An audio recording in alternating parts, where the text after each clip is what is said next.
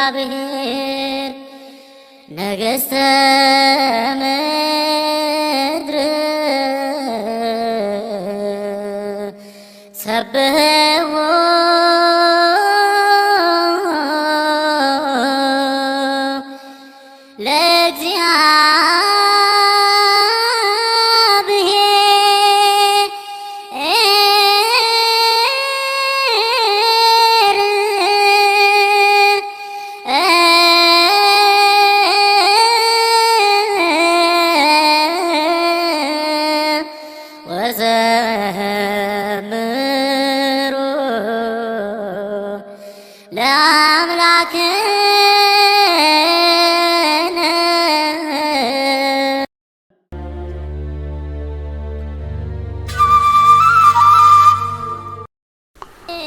በስመ አብ ወወልድ ወመንፈስ ቅዱስ አሐዱ አምላክ አሜን። ኢትዮጵያ የዓለም ብርሃን፣ የኢትዮጵያ ተዋሕዶ ቤተክርስቲያን። ወገኖቼ የተዋሕዶ እምነታችን ቤተክርስቲያናችን ዛሬ ምን ላይ ነች የሚለውን በመጠኑ እንመልከት።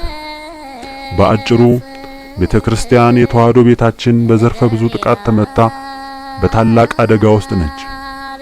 የሕይወት ቤት፣ የድንግል ቤት፣ ራሷ የሆነው የጌታችን የመድኃኒታችን ኢየሱስ ክርስቶስ ቤት የተዋሕዶ ሕዝበ ክርስቲያን ቤት ነበረች። ዛሬ ግን በውስጧ የመሸጉት እነ ተሐድሶ፣ እነ ጸጋ፣ እነ ቅባት፣ እነ መናፍቅ እግርና እጇን ተብትበው መንጋውንም ለአውሬ ሰጥተዋል። ድንቋ ቤተክርስቲያናችን ዛሬ ሽባ ሆናለች። ወገኖቼ ቤተክርስቲያን የንግድ ማዕከል፣ ፎቅ ሰሪና አከራይ ነጋዴ ሆናለች። አገልጋዮቿ በአብዛኛው እንደ አፍናኒንና ፊንሐስ ያሉ በመሆናቸው እርኩሰትን አንግሰዋል። የወፈረውን በግ አርደው በሊታ ሆነዋል። የከሳውን ደግሞ የሚወረውሩም ናቸው። ወገኖቼ በተጉ አባቶች ሰማዕትነትና ተጋድሎ የጸናችው ቤተክርስቲያናችንን የፖለቲከኛ ሹመኛ መጫወቻ ሆናለች። የሚበዙት አባቶች በፍርሃት የተሸበቡ ለገዢው የተንበረከኩ ናቸው። ዘረኝነትንና የመንግስት ሰላይነትን የለበሱ የከበረውን ቀሚስና ጥምጣም እንዲሁም መስቀል ለመከለያ ጨብጠው አለኀፍረት የሰፈሩባት ሆናለች። በቅዳሴያቸው፣ በማህሌታቸው፣ በወረባቸውና በኪዳን ሁሉ ጌታን ሰቅለው የሚወጉ ሆነው ተገኝተዋል። እግዚአብሔርን በከፍተኛ ደረጃ ለቁጣ ቀስቅሰዋል። በቅናትም እንዲነሳ አድርገዋል። ቤተክርስቲያን በታሪኳ ሁለት ፓትርያርክ አንግሳ አታውቅም። ነገር ግን ለፖለቲካው ለመንግስት ድጋፍና ህልውና ሲባል የቤተክርስቲያን ቀኖና ይጣሳል። ቤተክርስቲያን ለአገራችንም ለዓለምም ሚዛንና ውሃ ልክ ናት። ሁሉም በሷ ልክ ይመዘናሉ። ዛሬ አባቶቻችንን ድንበር ያፈረሱ፣ ምንፍቅናን ያነገሱ፣ የኮተለኩ፣ የድንግልና የመድኃኔ ዓለምን ክብር የቀነሱ፣ ጌታ የከፈለውን ዋጋ ያራከሱ እነዚህ ነጋዴዎች ስለ ሆዳቸው ስለ ደሞዛቸው ብቻ የሚገዳቸው ቤተክርስቲያናችንን አይታም ሰምታም በማታውቀው ጥፋት የጣሏት የዲያብሎስ የውስጥ አርበኞች ፍርዳቸው ወጥቷል። በቤተክርስቲያናችን ነፍሳቸውን አስጨንቀው ተገፍተውና አንገታቸውን ሰብረው ለባለጊዜዎቹ ስፍራቸውን ለቀው ለሚያዝኑትና ለሚያለቅሱት ወገኖች ልዑልና ድንግል ማርያም ደርሰዋል። ፍርዳቸውንም እንደ ፀሐይ ያወጡታል። በኅዳር ወር ውስጥ ለያዛችሁት ምህላ መልሱ ይኸው መልእክት መሆኑን እንድታስተውሉና መልስ ስለሚጠብቀው ከልዑል የተቆረጠውን እውነት ልትነግሩ ይገባችኋል። በአሁኑ ሰዓት ቤተክርስቲያናችን ታላቅ ሰማዕትነትን የተቀበሉ አገልጋዮችን አፍልሳለች። በጅግጅጋ ያለቁት የተዋሕዶ አርበኞች ከልዑል የሕይወት አክሊልን ተቀዳጅተዋል። ዛሬ ተዋሕዶን የጠሉ መናፍቃን፣ ዋቄ ፈታዎች፣ እስላሞች፣ ካቶሊኮች፣ ጨብታቢ መተተኞች፣ በአጠቃላይ በዚህች በዘመን ሁሉ በጸና ተጋድሎዋ የገሃነም ደጅ ያልቻሏት ተዋሕዶ ቤተክርስቲያናችንን ለማጥፋት ብትደክሙም አሸንፋችኋለች። በእርሷ ላይ የዘመታችሁ የጠላችኋት፣ ያሳደዳችኋት፣ ያፈረሳችኋት ሁሉ በዚህ መልእክት የማረጋግጥላችሁ ፍጹም የእግዚአብሔርና የድንግል ማርያም ጠላቶች ስለሆናችሁ በሙሉ ያለ ርኅራኄ ከምድረ ገጽ ትጠረጋላችሁ፣ ለእሳትም ትጣላላችሁ።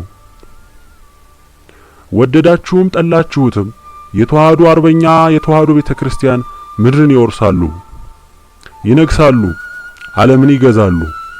ሁልህም በምርኮ ለጀግኖቹ የተዋሕዶ አርበኞች ተሰጥተሃል። እንዴት ይሆናል? እድሉ ካለህ ታየዋለህ። ከዚህም ውጭ የሚሆን አለ ብለህ አታልመው። የአመጽ ብድራትን ትከፍላለህ። በደሃ ደም በቤተክርስቲያናችን በተዋሕዶ አርበኞች ደም የጠመከውን ጠላ ትጋተዋለህ፣ ትደመደማለህ፣ ትቀበራለህ። ቤተክርስቲያናችን የተዋሕዶ አርበኞች ቤትን ንቃችሁ በውስጧ የተሰገሰጋችሁ ተኩላዎች እንደ ኤሊ አንገታችሁ ተጠምዝዞ ትወገዳላችሁ። ሌሎቹም ዲያቆን፣ ቄስ፣ ካህን፣ ጳጳስ ራሳችሁን ያሰማራችሁ በአፍናኔንና በአፊናሐስ ጫማ የተገኛችሁ በሙሉ ታልቃላችሁ። የኢትዮጵያ ተዋሕዶ ኦርቶዶክስ ቤተክርስቲያናችን እንደ ጌታዋ እንደ መድኃኒታችን ኢየሱስ ክርስቶስ መቃብሩን በስላሴና በድንግል በሊቃነ መላእክት ኃይል አፍርሳ ትነሳለች። በምድር ሁሉ ላይ ትነግሳለች። የእምነታችን መሪም ትሆናለች። የሚነግሱት ምድርንም የሚመሯት የእግዚአብሔር አገልጋዮች አምጣ የወለደቻቸው ልዑል ባርኮ ያነገሰላት ልጆቿ ናቸው። ምድርን በልዑል ብርቱ ክንድ ጸጥ እረጭ አድርገው በእውነትና በፍትህን በማንገስ የሚገዟትም ናቸው። ቤተክርስቲያንን እንደ ዓይናቸው ብሌን የሚጠብቋት የሚታዘዙላትም ናቸው። ወገኖቼ የኢትዮጵያ ተዋሕዶ ቤተክርስቲያን የመላው ዓለም የእምነቱ መሪ ትሆናለች። ሌላ እምነት በምድር ዳግም አይሰራም። ተዋሕዶአችን መንፈሳዊ አባትነቷን ምድርን ሁሉ ይከድናል። በበቁ አባቶች ትመራለች፣ ትባረካለች፣ በሶስት ዓይን ትጠበቃለች። አንደኛ ብርሃናዊው የኢትዮጵያ መንግስት። መጪው የትንሣኤው ዘመን ከተወደደችው ኢትዮጵያ ተነስቶ አፍሪካን፣ መካከለኛው ምስራቅን ጨምሮ በመደበኛ ግዛትነት አካቶ የሚያበራ ልዑልም ድንግልም የሚነግሱበት የተራራዎች ሁሉ አናት ነው። በሕግጋተ ሥላሴ የሚጸናው ብርሃናዊው የኢትዮጵያ መንግስት ዓለምን ሁሉ በበላይነት የሚገዛ የሚያስተዳድር ነው። በተዋሕዶ እምነታቸው የጸኑ በልዑልም በድንግልም የተመሰከረላቸው እረኞች ናቸው። በመላው ምድር የልዑልን ሕግ የሚዘረጉት ለተዋሕዶ እምነትም ዘብ ከሚቆሙት ሦስቱ አካላት አንዱም ነው። ሁለተኛ ቤተ ክህነት። ቤተ ክህነት በመጪው የትንሣኤው ዘመን እንደ አዲስ በአባቶቻችን መንገድ በጸናችው የተዋሕዶ እምነታችን የምትታነጽ ናት። በበቁ አባቶች ዛሬም በውስጧ ሆነው ነገር ግን ፍጹም በዲያብሎስ ተረግጠው ያሉትን አቅፋ ከውስጧም ተገፍተው በውጭ ከቅጥሯ ውጭ ሆነው ወድቀው በእንክርት፣ በእስራት፣ በመራብ፣ በመሰደድ በጥቅሉ በታላቅ ጉዳት ውስጥ ሆነው ያሉትን ጨምራ ልዑል በሚያውቃቸውና በቀባቸው ባጸደቃቸውና በወደዳቸው የክህነቱንም ስልጣን በቅድስና ያለ ነቀፋና አጸጽ የጨበጡትን በመሪነት አስቀምጣ ዓለምን ሁሉ የምትመራ የኢትዮጵያ ኦርቶዶክስ ቤተክርስቲያን ቤተ ክህነት ናት። ወገኖቼ ዛሬ የምትዋት ቤተ እምነታችን በዲያብሎስ በነገሱ የጨለማው እምነቶች ፍጹም ተመታለች። ቀበሮ፣ ተኩላ፣ እባብና ጊንጥ ወርሷታል። ክብሯ ተገስሷል። ንግድ፣ ገንዘብ መውደድ፣ ትዕቢት፣ ኑፋቄ፣ ራስን ማስመለክ፣ ምእመኑን ለአውሬ መስጠት፣ የገዢዎች መሳሪያ መሆን ይህን ሁሉ በሕይወታቸው ያነገሱ ተኩላዎችን ሹማና አንግሳለች። በካህዲዎች ተሞልታለች። ስሟ እንጂ ከአገልጋዮቿ ሕይወት ያለው እምነት ጠፍቷል። ይህ ሁሉ ግን ቀድሞም አሁንም በዚሁ ስምንተኛው መልእክት የሚረጋገጠው ተዋህዶ እንደገና በክብር በታላቅ ግርማ አምላኳንና ድንግል ማርያምን አንግሳ ተኩላና ቀበሮውን ጠርጋ ትነሳለች። ተዋህዶ እምነታችን በቀጥታ እንዳይኗ ብሌን ትጠበቃለች፣ ትመራለች። ሶስተኛ ቤተ ምርፋቅ። መማክርት ካህናት ሲሆኑ የሁሉም የበላይ ራስ እግዚአብሔር መንፈስ ቅዱስ ይሆናል። ከፍም ዝቅም የሚል ነገር የለም። ቤተ ምርፋቅ ይህ አካል ራሱን ችሎ በቤተ ክህነቱም በመንግስታዊ አስተዳደር ተቋማት ጎን ለጎን የሚቆም አካል ነው። ስራው የተዋህዶ ቤተ ክርስቲያንን ዶግማዋን፣ ቀኖናዋን ጠብቃ መጓዟን፣ ዕለት በዕለት የሚከናወነውን ሥርዓት አምልኮውን በሕጉ በሥርዓቱ አለ ሕጸጽ መከናወኑን የሚከታተል አካል ነው። ይህ አካል ከሁሉም በላይ በበቁ አባቶች ሥላሴም ድንግልም በመሰከሩላቸው የሚዋቀር ነው። ሁሉም አባቶች የክህነት ስልጣናቸውን የጠበቁ የሚሆኑበት ነው። በቤተ ክርስቲያናችን አስተምሮ ከፍታውን የጨበጡ መሆንም የሚገባቸው ናቸው። በአባቶቻችን አጠራር አራት አይናማዎቹ የሚባሉትን ማለት ነው። በመንፈሳዊ ዕውቀቱ ብቻ ሳይሆን ለስጋውም ዕውቀት ከሌላው የማይተናነስ አጠቃላይ ዕውቀት የጨበጡም ናቸው። በዚህ አካል የሚመደቡ አባቶች እጅግ የከበሩ በመንግስትም በቤተ ክህነትም የሚወደዱ የሚከበሩና የሚፈሩም ናቸው። በሕዝብም እንዲሁ የሚወደዱም ናቸው።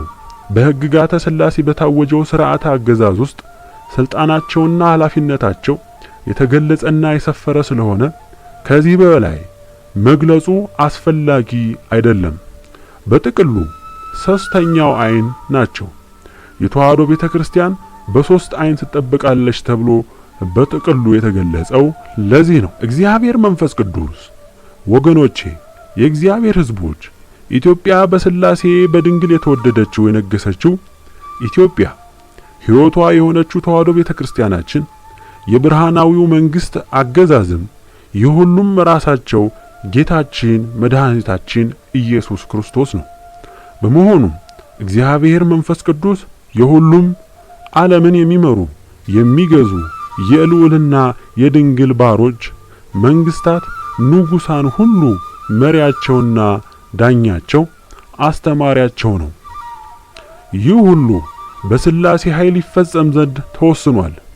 እንግዲህ ጠፊው ትውልድ ሩቅ አለመህ ቅርብ ያደርከው ከሃዲ ከንቱ ትውልድ ብታምነውም ባታምነውም ሰምተኸውም ከሆነ ሰማኸው እንጂ አታየውም፣ እንደ ፌዝክ እንደ ተፈላሰፍክ እንደ ዘለፍክ ላንተም በዚሁ መልክ በብዙ እጥፍ ይሰፈርልሃል።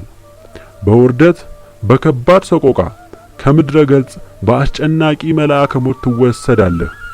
ዕጣህ ይህ ነው። የብርሃኑን ዓለም አንተም ዘርህም በፍጹም አታዩትም። ወገኖቼ፣ የእግዚአብሔር ሕዝቦች፣ በመልካሙ ዘመን አምልኮተ እግዚአብሔር በእውነትና በመንፈስ እንጂ በዘልማድና በስሜት አይሆንም። አባቶቻችን የተዋህዶ እምነትን መሰረት ሲያስይዙ ሁለመናቸውን ሰውተው እንጂ እንደ ልማድ ሥራ በመስራት አልነበረም። እንዲሁም አንዴ ግለው በትንሽ ፈተና የሚቀዘቅዙ አልነበሩ። እምነታቸው እውነትን ማስመሰል ሳይሆን መሆንን የለበሰ ነበር። በእግዚአብሔር መንፈስ ቅዱስ የተመሉ በልባቸውም በነፍሳቸውም በሐሳባቸውም ፍጹም አምላካቸውን የወደዱ ነበሩና ሌትም ቀንም ፈጣሪያቸውንና ትእዛዙን በልቦናቸው የሚያመላልሱ ነበሩ።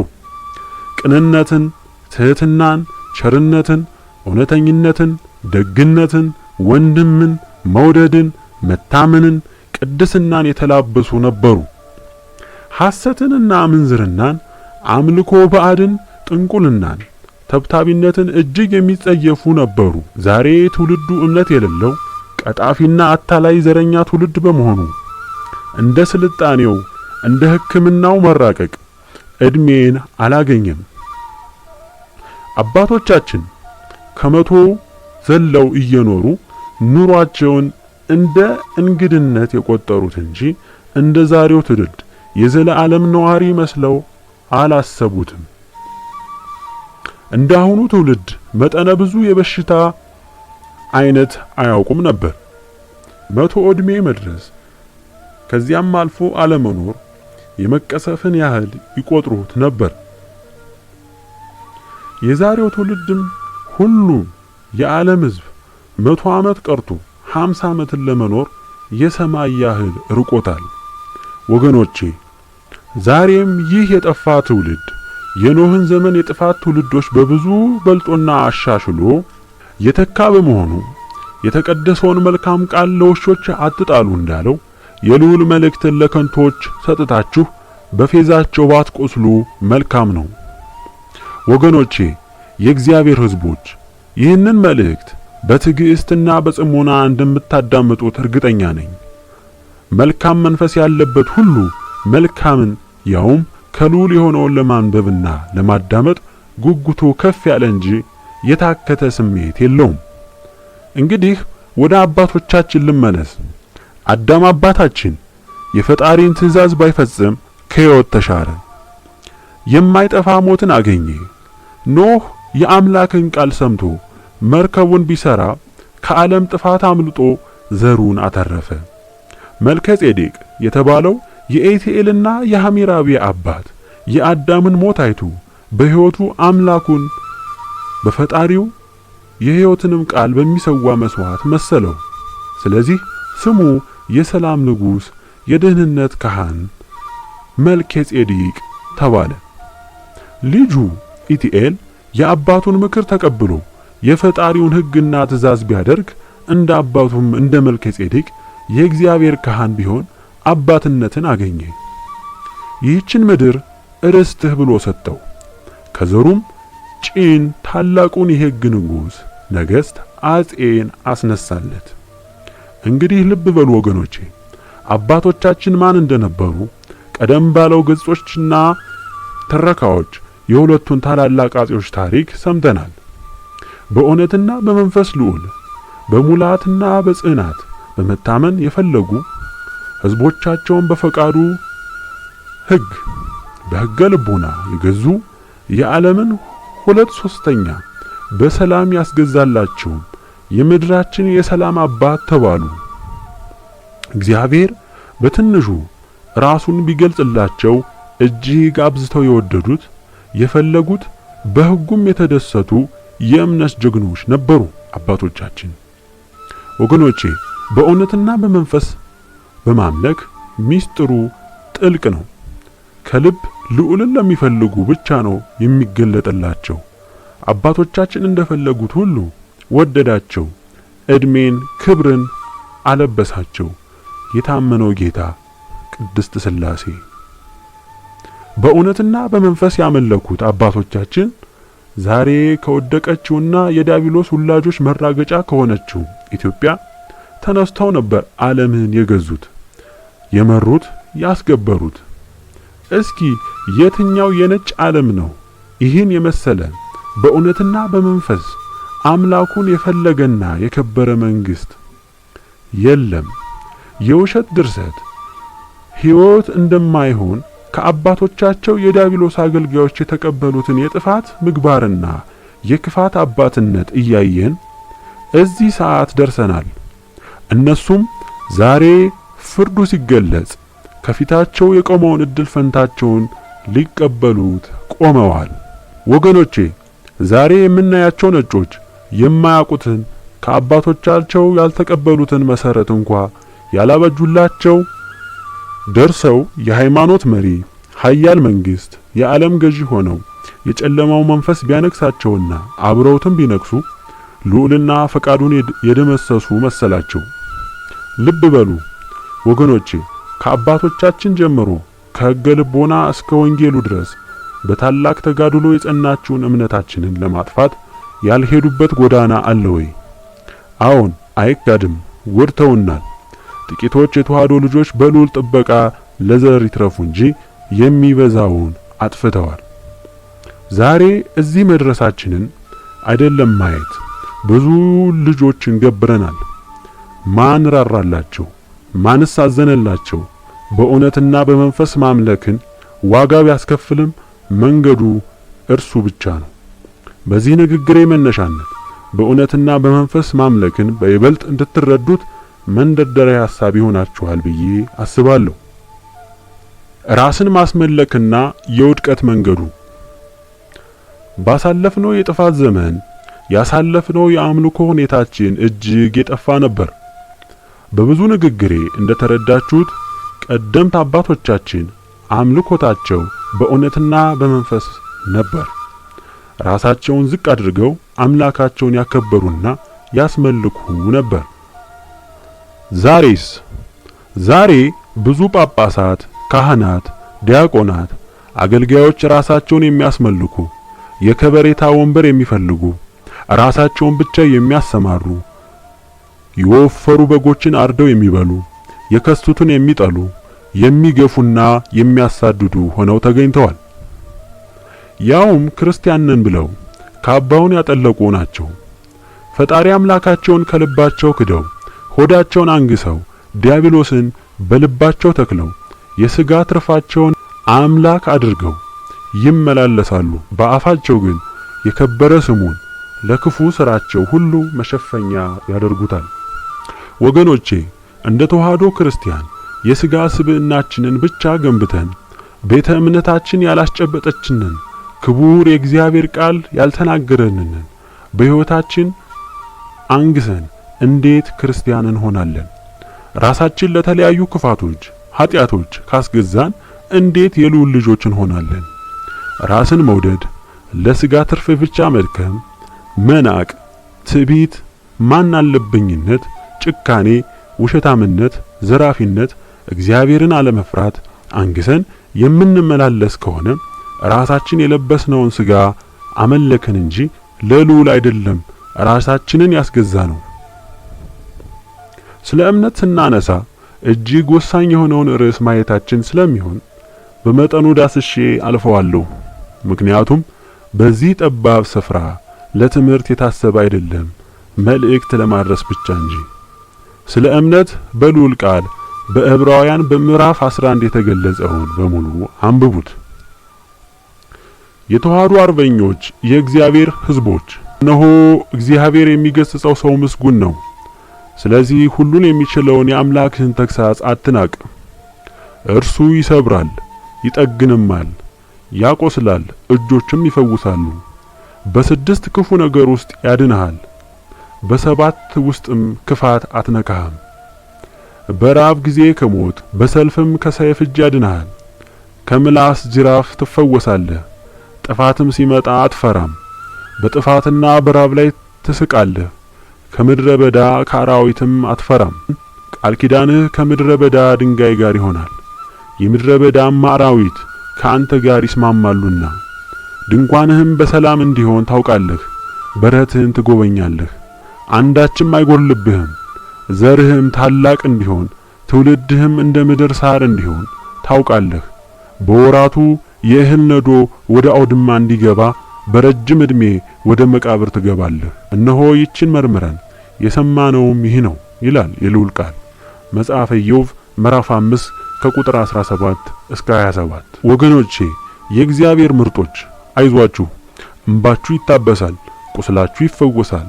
ያለ አባት ያለ እናት አይደላችሁም።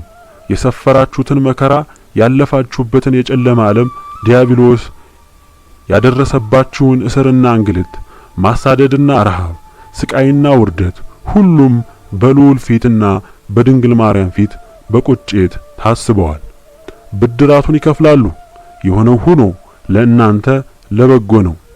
አባታችሁም እናታችሁም ሁለቱም አሁን ደርሰዋል፣ ካጠገባችሁም ናቸው። እንደ ጥጃ የምትቦርቁበት ዘመን እነሆ ከፊታችሁ ነው። ሁለመናችሁ ይፈወሳል። ስለ እናንተ ቅዱሳን መላእክት ሁሉ ይተጋሉ። የጠላቶቻችሁን ጥፋት በመልካሙ ስፍራ ሆናችሁ ትመለከታላችሁ። ብድራታቸውን በሰፈሩት 10 እጥፍ ሲሰፈርላቸው ታያላችሁ። ምድሪቱንም ትወርሳላችሁ፣ ከምርኮም ፍጹም ትጠግባላችሁ። ቀኑም ሌቱም ምድሪቱን ማኅፀኗንም ስለ እናንተ ያላችሁን ሁሉ ይሰጣሉ። የተወደዳችሁ በእሳት የተፈተናችሁ እንቁ የልዑል እግዚአብሔር ልጆች ናችሁ። የተዋህዶ ኦርቶዶክስ አርበኞች እንዲሁም ባላችሁበት በዓታችሁ በቅንነታችሁና በየዋህነታችሁ እግዚአብሔርን በመፈለጋችሁ የተጎዳችሁ ሁሉ ዛሬ ታስባችኋል። አትፍሩ፣ አትደንግጡ። ወገኖቼ ይህንን ለእናንተ እናገር ዘንድ በዋናነት የታዘዝኩበት ነው። ከእንግዲህ ወዲህ አትፍሩ፣ አትደንግጡ። ያለፈው መከራ ትውስታው አያስበርግጋችሁ። ሁላችንም ከወደቅንበት ከታሰርንበት እንፈታለን፣ እንነሳለን። ልዑል ድንግል ቅዱሳን ሊቃነ መላእክት የጠላት ምሽግ የትምክህታቸውን ክምር የጥፋት እጃቸውን ርዝመት ሊቆራርጡት፣ ሊያጠፉት፣ ሊደመስሱት በጠላቶች አናት ላይ ቆመዋል። ለአንዴም ሁሌም ወደ ገሃነማቸው ይወርዳሉ። ምን ልበላችሁ ወገኖቼ፣ ወንድም እህቶቼ፣ አባት እናቶቼ፣ እንዲሁም ልጆቼ ድንቅ ናችሁ። ለእናንተ ልዑል ያዘጋጀላችሁን ድንግል ያሰናዳችሁን ብትመለከቱት ይህ ሁሉ ለእኔ ማን ስለሆንኩ ነው? ምንስ ያህል ፈጣሪም ድንግልን ቢወዱኝ ነው ብላችሁ ከመደመማችሁ የተነሳ የደስታ እንባችሁን የማትገቱት እንዲሆን ልገልጽላችሁ እወዳለሁ። የዛሬው የጠፉ ትውልዶች በተለይም ወጣቶች፣ ተምረዋል የሚባሉ ምሁሮች፣ አገር እንመራለን ብለው በስልጣን ዙሪያ የተኮለኮሉ ሰዎች፣ ጠመንጃ የጨበጡ የተለያዩ ኃይሎች ሁሉንም ስናያቸው በምን ጎዳና ላይ ናቸው? ምንስ ጥፋት ውስጥ ወድቀዋል ስንል ብናነሳው እጅግ ብዙ ነው። ዛሬ ምንዝርና፣ ሌብነት፣ ዘረኝነት፣ ውሸት፣ አምልኮ ባዕድ፣ ሱሰኝነት፣ ጫት ቃሚነት፣ ሰካራምነት፣ ጨካኝነት፣ ክህደት፣ ትዕቢተኝነት፣ ነፍሰ ገዳይነት፣ ሰነፍነት፣ ተብታቢነት፣ አታላይነት የአብዛኛው ትውልድ መገለጫ ሆኗል። እውነት እምነት ጠፍቶ በምትኩ የውሸት እምነት ነግሷል። በአገራችን የነገሱት ዘረኝነት በራሱም በመንግስትም ተብየው በመሆኑ አንዱ አንዱን እንዲጠላና በጠላትነት እንዲተያይ ተደርጓል።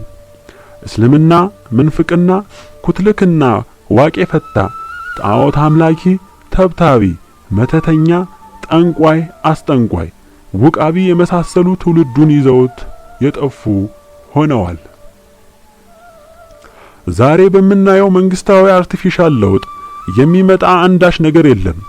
እግዚአብሔር ያለው ቀድሞም የተናገረው ፍርዱንም ያሳወቀው ኢትዮጵያ ወደ ትንሣኤው እንድትሻገር ነው። አብሯት የሚሻገሩትም ዛሬ በእምነቱ ስም የሚነግዱትን ቀጣፊዎችን ተኩላዎች አይደሉም። ራሱ ኮትኩቶና ደክሞ በእሳት አንጥሮ ተሸክሞ በማዕበሉ ሁሉ ያሳለፋቸውን አገልጋይ ባሮቹን እንጂ። ወገኖቼ ልትረዱት ይገባል። ልታዳምጡም ልትዘጋጁም ይገባችኋል። የምድሪቱ ወራሾች፣ የክብሩ ቀዳሽ አወዳሾች እናንተ የልዑል ማተም ያረፈባችሁ ናችሁ። ቤተክርስቲያናችን የተዋህዶ ቤታችን እግዚአብሔር በወደዳቸውና ባከበራቸው ባጸደቃቸው ልጆቹ እንደገና የውርደትና የጥፋት ካባዋን አውልቃ እንደ አዲስ ትነሳለች እንጂ ሌባ ተኩላ የበግ ለምድ ለብሶ ሁሌም የሚፈነጭባት ሆና አትቀጥልም። አመጽን ማፍረስን በቤተ እግዚአብሔር በተዋህዶ ላይ ሲያስፈጽም የነበረ የአገርም የውጭም ጠላት ሁሉ ለአንዴና ለሁሌም እንዳይነሳ ሆኖ በእሳት ባህር ይከደናል። የተዋህዶ አርበኞች ከዚህ በታች ያሰፈርኩት ሁሌም የምትሰሙት ምሳሌ ነውና እንደ ልዑል ታማኝ አገልጋይ ሊቀ መላእክት ገብርኤል ጸንተን እንቁም። በአንድ ወቅት ልዑል ቅዱሳን መላእክትን ጽናት ይመለከት ዘንድ በዙሪያው ካሉ ሊቃነ መላእክቶች ራሱን ሰወረ። በወቅቱ ከከበሩት መላእክትም በክብሩም በስልጣኑም ከልዑል ቀጥሎ ይታይ የነበረው ሳጥናኤል ነበር። ልዑል ራሱን ሲሰውር ሁሉም ተደናግጠው ፈጣሪያችን ማን ነው? ወዴትስ ሄደ? ብለው ታወኩ። ሳጥናኤል ቀድሞም በልቡ ስልጣንን አነጥቃለሁ ብሎ ሐሳብ በልቦናው እያሳደረ በመሆኑ ከመላእክቱም በከፍታ ያለ በመሆኑ መልስ ሰጪ ሆኖ በመቅረብ እኔ ነኝ አምላካችሁ ብሎ መለሰላቸው። በዚህ ወቅት ከከበሩት መላእክት አንዱ የሆነው ገብርኤል የሳጥናኤልን ድርጊት በመቃወም እሱን አትስሙት። እሱም እኛም የእግዚአብሔር ፍጥሮች ነን። ስለዚህ አምላካችን ተገልጦ እስከሚረከበን ድረስ ባለንበት ጸንተን እንቁም አላቸው። ብዙም ሳይቆይ ልዑል ራሱን ገለጠላቸው። ሳጥናኤልና የተከተሉት ተፈረደባቸው፣ ተዋጉም። ለውርደትና ለጥፋት ለፍርድ ለሰው ልጅ ፈተና የሆኑ ዘንድ ወደ ምድር ተጣሉ። ዛሬ እንደምናየው የሰውን ዘር በሙሉ ለማለት በሚያስችል ቁጥር በቁጥጥራቸው ስር አድርገው የፈቃዳቸውን ተገዢ አድርገውታል። ዛሬም ለመጣው ፍርድና ቅጣት ማረፊያ እንዲሆን አድርገውታል። በጊዜውም አለጊዜውም እንደ ሊቀ መላእክት ቅዱስ ገብርኤል ጸንቶ መቆም ለእግዚአብሔር ሕዝቦች ሁሉ የምሰነዝረው ምክር ነው። እኛ የእግዚአብሔር ሕዝቦች ስንደክም ኃይለኞች ነን። በድካማችን የልዑል ጥበብ ነውና አምላካችንን ሥራው ይበረታል። በዚያን ጊዜ የዕውሮች ዓይን ይገለጣል፣ የደንቆሮችም ጆሮ ይከፈታል። በዚያን ጊዜ አንካሳ እንደሚዳቆ ይዘላል፣ የዲዳም ምላስ ይዘምራል። በምድረ በዳ ውሃ በበረሃም ፈሳሽ ይፈልቃልና ደረቂቱ ምድር ኩሬ ጥማት የመሬት ውሃ ምንጭ ትሆናለች። ቀበሮ የተኛበት መኖሪያ ልምላሜና ሸምበቆ ደንገልም ይሆንበታል። በዚያም ጎዳናና መንገድ ይሆናል፣ እርሱም የተቀደሰ መንገድ ይባላል። ንጹሃንም ያልሆኑ አያልፉበትም፣ አንበሳም አይኖርበትም፣ ነጣቂ አውሬም አይወጣበትም። ከዚያም አይገኙም። የዳኑት ግን በዚያ ይሄዳሉ። እግዚአብሔር የተቤዣቸው ይመለሳሉ፣ እየዘመሩም ወደ ጽዮን ይመጣሉ። የዘላለም ደስታ በራሳቸው ላይ ይሆናል፣ ሐሴትንና ደስታን ያገኛሉ፣ ሐዘንና ትካዜን ይሸሻሉ። ትንቢተ ኢሳይያስ ምዕራፍ 35 ከቁጥር 5 እስከ 10። ወገኔ እግዚአብሔር ሕዝብ የሚጠብቅህ ከላይ ያየኸው ቃል ነው። ስማ፣ የአዳም ዘር አድምጥ፣ ልብ ብለህ አድምጥ፣ ለአንዴም ለመጨረሻም ጆሮህን ከፍተህ አድምጥ። የሰራዊት ሁሉ ጌታ፣ የፍጥረት ሁሉ ጌታ፣ የነበረው ያለው አልፋና ኦሜጋ የሆነው የሰማዩም የምድሩም ጌታ፣ የሌለውን እንዲኖር ህልው የሚያደርግ ያለውን ወደ ሌለነት የሚለውጥ ከነበረ ወደ አልነበረ ካልነበረ ወደ ነበረ የሚለውጥ ሁሉን ቻይ አምሳያም አኳያም የለው ሁሉም በእጁ የሆነ ኃያል ጌታ መጣውብህ ይልሃል። በቁጣው የነደደው ልዑል እንደ እቶን እሳት በታላቅ ቁጣ እየጠሰ ያለው የሰራዊት ጌታ ደረስኩ ይልሃል። እንግዲህ ወገብህን ታጥቀህ ጠብቀኝ፣ እኔው ፈጥሬሃለሁ፣ እኔው አኑሬሃለሁ። ከነከረፋው ምድርንም ሰማይንም ካጠበው ኃጢአት ጋር መሸከሜ አንሶ እኔኑ ወጋህ። ስለ ሰው ያፈሰስኩትን ደሜን ረገጥህ፣ በደሜ ተንቦጫረቅህ። የተወጋው ጎኔን የተቸነከረውን እጄንና እግሬን መልሰህ ወጋህ። ከከፉት አይሁዶችም በላይ ሆንክ፣ በብዙ እጥፍም በለጥህ።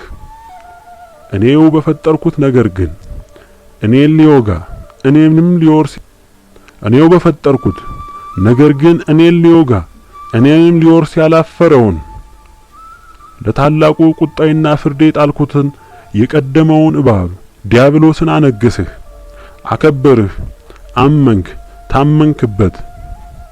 ያዘዘን ሁሉ ፈጻሚ ሆንክ። በፍጹም ልብህ የሰራሁህን የወደድኩህን የሞትኩልህን የፍቅር የዘረጋውልህን የክብሬ ወራሽ የስሜ አወዳሽና ቀዳሽ ያልኩህን አንተ ካድከኝ፣ ፍጹም ጠላኸኝ፣ ዘመትክብኝ። በታላቁ ቅናቴም አነደድከኝ። ከፍጥረት መጀመሪያ ጀምሮ ባልተከሰተ ትዕቢትህ፣ ክህደትህ፣ ፌዝህ፣ ንቀትህ እስከ ዛሬም ያልታየውን የቅናት ቁጣዬን አነደድከው። እንግዲህ ሁሉን አዘጋጅተህ የለ ሚሳኤሉን፣ ጄቱን፣ ኒክሌሩን፣ የጦር መርከቡን፣ ጠመንጃውንና ታንኩን፣ ኬሚካሉ፣ አጥቂ ሳተላይቱ ምንም የቀረህ የለም። ጧትም ማታም እሱን ስታመርት ትውላለህ፣ ታድራለህ። ልትዋጋ ተለማምደሃል፣ ተዘጋጅተሃል። ወገብህን ትጥቅህን አጥብቀህ ጠብቀኝ። የምጠርግህና የምባላው እሳት በቅናቴ ቁጣ እንደ ጢስ የማተንህ የሰራዊት ጌታ መጣሁብህ ይላል የሰራዊት ጌታ። ተመልከት ወገኔ፣ እንግዲህ አዳመጥከው አይደል? መጣ። ኃያሉ ጌታ እኛን ስትፈጭና ስትቆላ ነበርክ። ማንም ያልመከተህ ነበርክ። መግቢያና መውጫ ያሳጣህን፣ እንልሰውና እንቀምሰው ያሳጣህን። በገዛ በአባታችን ንብረት ሀብትና አንተ አዛዥና ናዛዥ፣ እኛ እስረኞችህ ዘወትር መጫወቻህ ነበርን።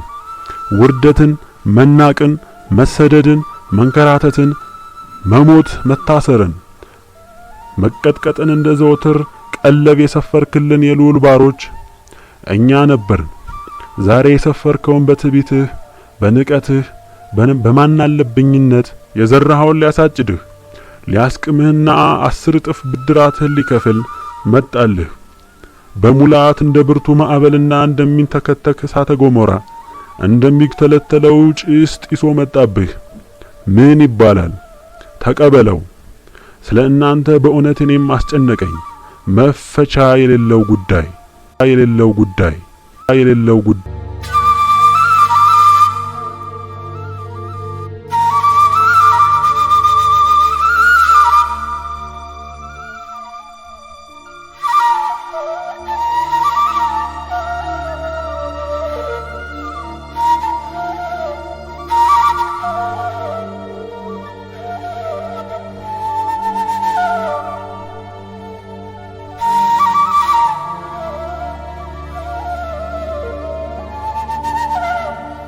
ይህ 8ኛው መልእክት የእግዚአብሔርን ሕዝቦች ሊያጸና እንደመጣ ሁሉ የመጨረሻው ሰዓት ላይ በመደረሱ ለተሰናባቹ የጠፋ ትውልድ የሚፈስበትን የእሳት ማዕበል እንዲያውቀው ለማድረግ ነው።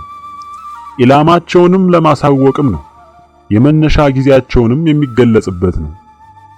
አሁን ያለው ጅማሮ የአገራችንም ሆነ የዓለም ጥፋት ብዙም ትርጉም ያለው አይደለም። ከተዘጋጀልህ ብርቱና ሕሊና ከሚሸከመው በላይ የሆነ ጠረጋ እስካሁን ያየኸው ኢምንት ነው። እንዲያውም ሰላም ነው የሚያስብል ነው። ከላይ ሰማኸው አይደል? ቃል በቃል ነው የልዑልን ቃል እና ቁጣ ያሰፈርኩልህ። ወገኖቼ ቁጣው በሙሉ ኃይሉ መፍሰስ ከጀመረ የሚያስቆመው ምንም ኃይል አይኖርም። በአንድ ነገር ብቻ ሊቀንስ ወይም ሊጨምር ይችላል። ልዑል እንዳሳሰበው በመጀመሪያ በኢትዮጵያና በዙሪያው ባሉ ሀገሮች ሁሉ ላይ የቀባቸው፣ የመረጣቸው፣ ያከበራቸው ታማኝ አገልጋዮቹ መንበረ ስልጣኑን መጨበጥ አለባቸው። ያውም ተለምነው ደጅ ተጠንተው በብዙ እንባና ጩኸት ተወቱተው ይሁንታንም ከልዑል ተቀብለው ከድንግልም ተባርከው ሲረከቡና እነሱም ለቀረው ሕዝብ ከታላቁ ቁጣ ላመለጠው ሕዝብ ክርስቲያን የልዑል ቁጣ እንዲበርክ ልመናና ምልጃ ሲያቀርቡ ብቻ ነው። ያኔ የአንደኛው ሰይፍ ከእርምጃው መቀዝቀዝ ይጀምራል። ይቆማል አላልኩም። ከከፍታው ወደ ዝቅታው እንደ ሁኔታው ይቀንሳል። ይህም ማለት አበቃ ማለት አይደለም። ሁለተኛው ሰይፍ ይጀምራል። ይህ ሰይፍ የታመኑት አገልጋዮች ሰይፍ ሲሆን በመላው ዓለም የልዑል አገዛዝ እስኪሰፍን ድረስ እርምጃው የሚቀጥል ይሆናል። እግዚአብሔር ባሮቹን በኃይል ያስታጥቃል። የዚህን ዘመን ጥበብ፣ ዕውቀት፣ የዲያብሎስን የዘመናት ዝግጅት 2/3ኛው እጅ በልዑል ቀጥተኛ እርምጃ ይደመሰሳል። ቀሪውን 1/4ኛ ለባሮቹ የሚተው የማጽዳት እርምጃ ነው። የልዑል ባሮች ዓለም ላይ ሁሉ ከልዑል ዘንድ በይሁንታው ያጸደቀውን ሕግጋተ ሥላሴ አጽንተው ብርሃናዊ አገዛዛቸው ሲሰፍን ያኔ ብቻ ነው የልዑል ቁጣ እጆች ወደ ሰገባቸው የሚመለሱት። በምትኩ የምህረት፣ የበረከት፣ የፍቅር፣ የደስታ፣ የብልጽግናና የጤና የረጅም ዕድሜ በረከቶች ሁሉ መፍሰስ የሚጀምሩት ለምህረት ያስቀራቸው የወደዳቸውንና ያከበራቸውን የሚጠግንበት፣ የሚያስደስትበት፣ የሚያከብርበት ወቅት ይሆናል። በፍቅር እንባቸው ከልብ በመነጨ ምስጋናቸው በፊቱ በደስታ ይቀርባሉና ምስጋናቸው ለልዑልም ለድንግልም ለሊቃነ መላእክትም ለቅዱሳንም ለሰማዕታት ሐዋርያት ነቢያትም እንደማያቋርጥ ጅረት ይፈሳል። እሱም እናታችን ድንግል ማርያም በረከታቸውን ያለማቋረጥ በልጆቻቸው ላይ ያፈሱታል። እውነቱ ይህ ብቻ ነው። ፈላስፎችህም ስለ ቤተ ክርስቲያናችን እንቶ ፈንቶ የአሮጊቶችን ተረት መሰል እየጻፉ ቢያደነቁሩህም ራሳቸው ለሰሩት አመጽ ብርቱ ዕዳ ከፋይ ናቸው። ወገኖቼ ከዚህ በታች የሚሰፍረው የቅጣት አይነት ምንነት ሲሆን እንደ በፊቱ መልእክቶች አገላለጽ ጥቅል ትእዛዝ ሳይሆን ያሁኑ ብርቱ የቅጣት ትእዛዝ በመሆኑ በየደረጃው የሚከናወነውን የሚገልጽ ምንስ ውጤት እንደሚያመጣ እንደሚፈልግም የሚያረጋግጥ ነው። ቅጣቱ የሚያርፍባቸው እንደ ግለሰብ፣ እንደ መሪ፣ እንደ ቡድን፣ እንደ ማህበረሰብ፣ እንደ ድርጅት፣ እንደ ተቋማት፣ እንደ ጎሳ፣ እንደ ብሔር፣ እንደ ህዝብ፣ እንደ ሀገር፣ እንደ አህጉር በጥቅሉ ሁሉም በምድራችን ላይ ያለ በእግዚአብሔር አምሳል የተፈጠረ ሰብአዊ ፍጡር ሁሉ በመጪው ቁጣ የሚጎበኝ ነው። ለምህረት የታሰበ ቀድሞም የተመረጠ በግንባሩም ምልክት የተደረገበት ብቻ ነፃና አንዳች የሚነካው የሌለ ሲሆን እንዲሁም በየትኛውም አገር ውስጥ ያለ የዋህ፣ ቅን፣ ደግ እግዚአብሔር በወሰነው መሰረት የሚሰበሰብበት፣ የሚታረምበት፣ በቅጣት የሚመለስበት እርምጃም ይወሰዳል። ከእንግዲህ ዓለማችን አሁን ባለችበት የጨለማ ሕይወት የዲያብሎስ የንግስና ዘመናት አትቀጥልም። እሱም ለሺዎች ዘመናት የዘራው የአመጽ የጥፋት የኃጢአት አዝመራውን ከናለቃና ምንዝሮቹ በመልከ ብዙ ቅርጽ ምድሪቱን ከከደኑት ህዝቦቹ ጋር በእሳት ማዕበል ይጠረጋል። ወገኖቼ ከዚህ በታች የምታዳምጡት ኢላማውን ያወቀ የተረጋገጠ እርምጃ ሲሆን ልዑል ከዚህ በታች በተዘረዘሩት ሁሉ ላይ በየደረጃውም የሚፈጸም ብርቱ እርምጃን ይወስዳል። ይህም ቀድሞ ተወስኗል። በቀደሙት መልእክቶች የታዘዙት አንደኛ ደረጃ፣ ሁለተኛ ደረጃ ቅጣቶች ከእርምጃ የሚታቀቡበት ምክንያት በሙሉ ስላከተመ በሙሉ ኃይላቸው ይፈሳሉ። በአገራችን በኢትዮጵያና በዓለምም የሚወሰድ ቀዳሚ እርምጃና ብርቱ የቅጣት ትዕዛዞች። ዛሬ ስለ ቅጣት በምናነሳበት ጊዜ በተደጋጋሚ እየተገለጸ ለምን የሚለውንም እየመለሰ ሲገለጽ ኖሯል። በመልእክት 3 የአፈጻጸም መልእክት እንደተገለጸው ኢትዮጵያ ዓለምም በአንደኛ ደረጃ የቅጣት ወንፊት እንደምትበጠር ያረጋግጣል። በዚህ እርምጃ ውጤት ስላልተገኘ በመልእክት 5 ቅጣቱ ሁሉ ወደ ሁለተኛ ደረጃ ማደጉንና በቅጣቱ ዝርዝር የሚካተቱ አገሮችን፣ የእምነት ተቋሞችን፣ በአጠቃላይ መላውን የዓለም ሕዝብ እንዴት እንደሚዳኝና በቅጣቱ እንደሚጠርግ ይህም በልዑል መወሰኑና በዝርዝር መታዘዙን አረጋግጦ ገልጿል። አንደኛ ደረጃ ቅጣቱ ከ9 ዓመት በላይ ቢያስቆጥርም እንደገና ለ7 ዓመት፣ ሁለተኛ ደረጃ ቅጣቱ ትዕዛዙም ወጥቶ ቢቆይም ልዑል በትዕግስት እንደተገለጸው ወዲያው እርምጃውን ከመውሰድ ለንስሐ ጊዜ በመስጠት እንዲመለሱ የታሰቡትን በመጠበቅ አሳልፎታል። ዛሬ ላይ ሆነን ግን ውጤቱን እኛ ባናውቀውም ልዑል ያውቀዋል። የሆነው ሆኖ ጊዜም ቢሰጥ የሰው ልጅ በተሰጠው ጊዜ ከመጠቀም ይልቅ ከድጡ ወደ ማጡ እንደሚባል የትላንቱን የኃጢአት ምርቱን በብርቱ ጨመረው፣ አዘመነው፣ ከድብቅነት ወደ ፍጹም ግልጽነት አወጣው። ዛሬ መልእክቱ 13 ዓመት ቢያስቆጥርም እንዲያውም እድሜ ሲሰጥ መልእክቱን እንደ ውሸት ቆጠሩት እንጂ ማንም ትዝም አላለውም። በዚህ የተጎዱት ደግሞ ልዑልን ድንግልን ተስፋ ያደረጉና የቅን ፍርዱን መፈጸም ይጠብቁ የነበሩ ናቸው። እኔም መልእክት አድራሹ ከነቤተሰቤ መልእክቱ ከመውጣቱ ከ13 ዓመት በፊት ከደረሰብን የጠላት ውጊያ ይልቅ ከ13 ዓመት ወዲህ የደረሰው መከራ ብርቱ ነው። ይህ ደግሞ በሁሉም ወንድሞችና እህቶች ላይ የደረሰም ነው። ወገኖቼ ሁሉም በብርቱ ፈተና ላይ እንዳለ ማንም የማይክደው ነው። በመልእክቶቹ አወጣጥ አፈጻጸም ደርሶት ያነበበው ሁሉ የየራሱን አቋም በመውሰድ በዚያም አቋሙም ሂዶበታል። የናቀውን ንቋል፣ ያላመነበትን ሳያምንበት ቀርቷል። የታመነበት ታምኖበታል፣ በእውነትነቱም ተቀብሎታል። የተዋጋው ሁሉንም መሰናክል በመጠቀም ስርጭቱን ከመገደብ አንስቶ ይዘው የተገኙትንም እስከ ማጥቃት ሄዶበታል። በስውር ብዙ ጥፋት ተፈጽሟል። ዛሬ በዚህ 8ኛ መልእክት እንደምትረዱት ቅጣቶች ሁሉ አሰላለፋቸውን በሶስት ደረጃ የሚገለጽና የሚፈጸም እንዲሆን ተደርጓል። አንደኛ ደረጃ። በደረጃ 1 የተመደቡ ቅጣቶች በመልእክት 3 እንደተገለጸው እየተከናወኑ ያሉ ሲሆን ዓለምም አገራችንም በዚህ ወንፍት እየተበጠሩ ለመሆናቸው ሁሉም የሚያስታውለው ሐቅ ነው። ከማጥፋቱ ይልቅ ቀጥቶ ለመመለስ እንዲያግዝ ተደርጎ እየተከናወነ ያለው ይህ የእሳት ወንፊት ዓለምንም ኢትዮጵያንም በሁሉ ዘርፍ ተሰማርቶ እያበጠረ ይገኛል። ውጤቱ ሁላችንም የምናየው ነው። ከአመጽ ምንም የተመለሰ የለም። እንዲያውም በብዙ እጥፍ አድጎ ተስፋፍቶ ዘምኖ በሁሉም የምድረ ገጽ ነግሶ ለበለጠ ጥፋት በመገስገስ ላይ ይገኛል። በሁሉም የምድር ገጽ ነግሶ ለበለጠ ጥፋት በመገስገስ ላይ ይገኛል። የዓለሙ ኃጢአትና አመጽ ከሰው አእምሮ ከሚገምተው በላይ ሆኗል።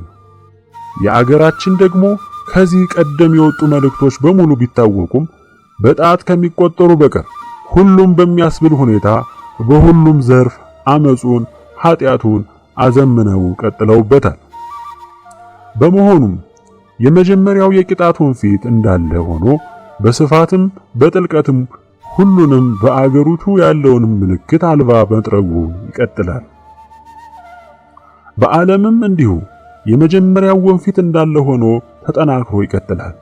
ሁለተኛ ደረጃ፣ ሶስተኛ ደረጃ ከሚባለው ቀጣይ ከሚዘረዘሩት ጋር ተጣምሮ እርምጃውን ይቀጥላል እንጂ አንዱ አንዱን ተክቶ አይቋረጥም። ሁለተኛ ደረጃ። በደረጃ 1 ያሉት ቅጣቶች እንዳሉ ሆነው ይህ ሁለተኛ ደረጃ ቅጣት በመልእክት 5 በሚገባ የተዘረዘረና ሁሉንም የዓለም ገጽታ ያካተተ በመሆኑ ከደረጃ 1 ቅጣት ጋር በመጣመር ጉልበቱን በተገለጸው ሁለተኛ ደረጃ በማሳደግ የሚቀጥል ሲሆን የማያቋርጥም ይሆናል። እስካሁንም ተገትቶ የቆየው ልዑል አምላካችን ድንግል እናታችን አዝነው ምናልባት የሚጸጸት ንስሐም የሚገባ ይኖራል እንደው በሚል ነበር።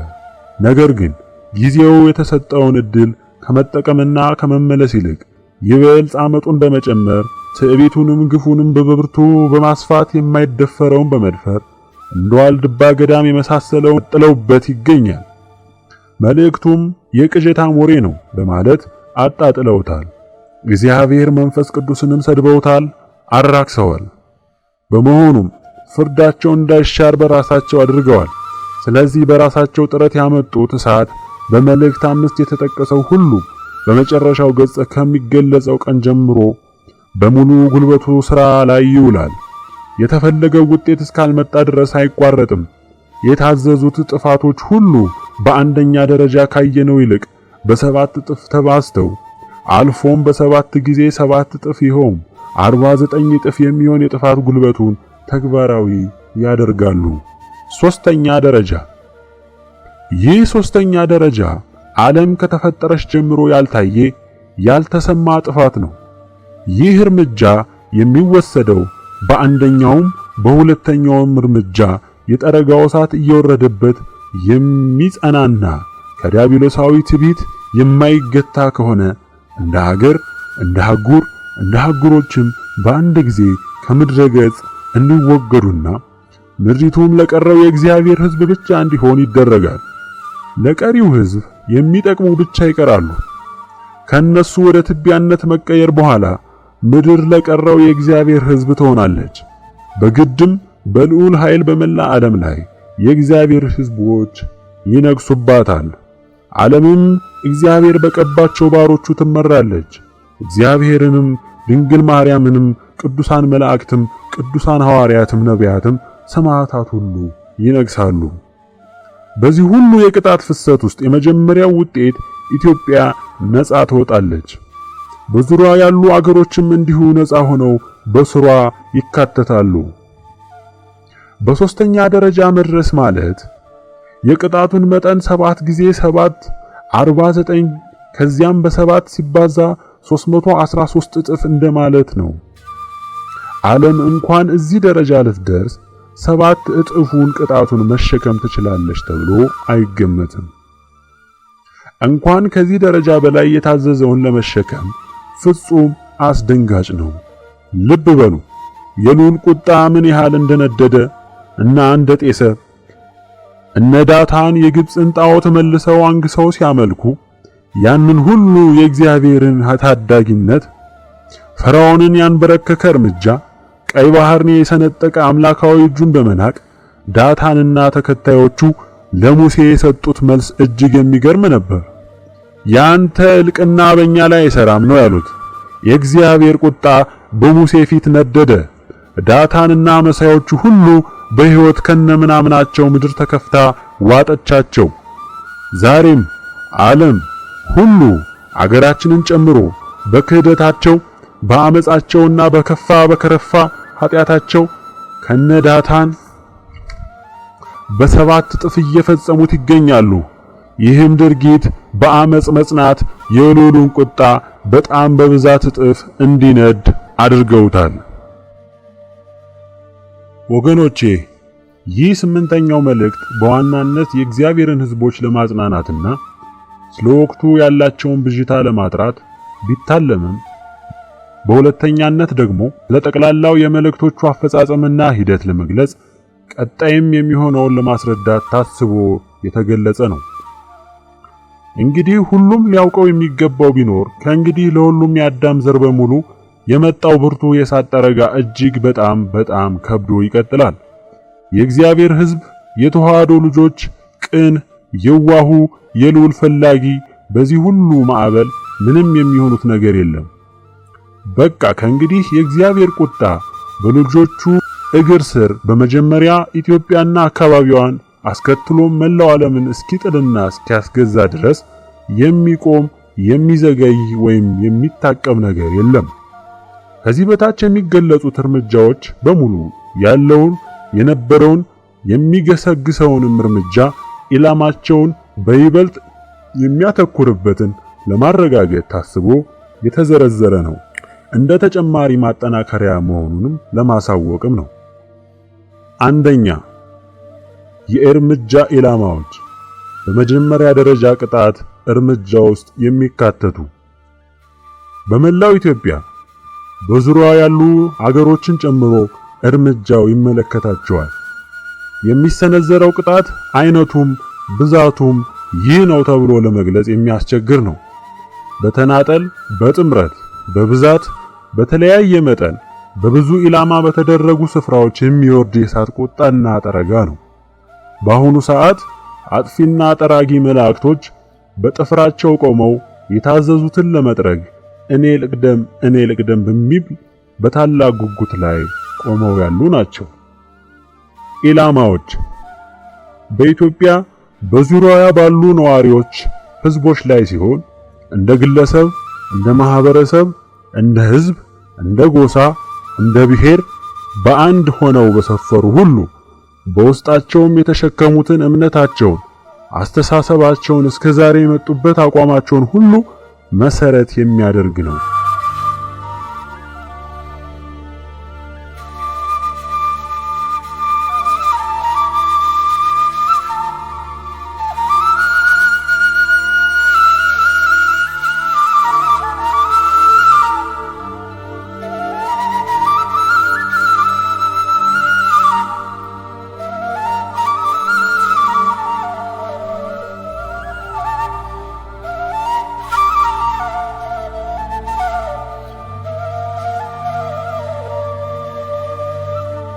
የመጀመሪያ የቅጣት ኢላማዎች መናፍቃን በማንኛውም መልክ፣ አደረጃጀት፣ ቅርጽ በየትኛውም የአገሪቱ ገጽታ የሰፈሩ ሁሉ በማናቸውም የኑሮ እርከን ያሉ መናፍቃን በሙሉ በመሪነትም ይቀመጡ፣ በሰባኪነት፣ በመንግስት ኃላፊነትም፣ ሰራተኝነትም ወይም በግል ሥራ ይሰማሩ፣ የትኛውንም ዕውቀትና ሀብት፣ ስልጣን፣ ጉልበት ይጨብጡ፣ አንድም የነሱ የሆነ ቤተሰብ አብሮ ነዋሪ እንስሶቻቸውም ጭምር ዓለምንም ርኅራኄ በብርቱ ቁጣ ከኢትዮጵያ ምድር ይጠረጋሉ።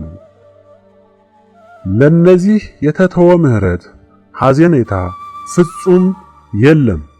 እነዚህ ተጸጽተናል ቢሉ ቁጣው ከመፍሰሱ በፊት ለስርጭት በተሰጠቻቸው ጊዜ ለማምለጥ ቢሞክሩም በመናፍቃን አንጻር አንድም የሚተው መናፍቅ የለም።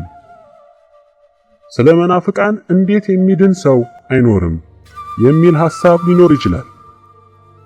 መናፍቃን አውቀው ቃሉን አንብበው ቀንሰው በእግዚአብሔር መንፈስ ቅዱስ ላይ ያፌዙ፣ በድንግልና በቅዱሳን መላእክትም ላይ በመናቅ በማቃለል ላይ የተሰማሩ በመሆናቸው ምንም ስፍራ አልተተወላቸውም። ስለዚህም በትእዛዞቹ መደምደሚያ ላይ የሚጀመርበት ቀንም ይገለጣል። እስላም የመጀመሪያ የቅጣት ኢላማዎች ናቸው። እስላሞች በውስጣቸው ጥቂት የዋሃን መንገዱ የጠፋባቸው እስልምና ልዑል የሚገኝበት የመሰላቸው በተወሰነ ቅጣት ከሚድኑ በስተቀር ሁሉም ከኢትዮጵያና ዙሪያዋ ካሉ አገሮች በብርቱ ቁጣ የሚጠረጉ ናቸው። በጣት የተቆጠሩት የሚድኑትም ስለ ቅንነታቸው፣ ስለ የዋህነታቸው፣ ስለ መንገድ አለማወቃቸው የያዙት እምነት እውነት ስለመሰላቸው በመሆኑ ነው።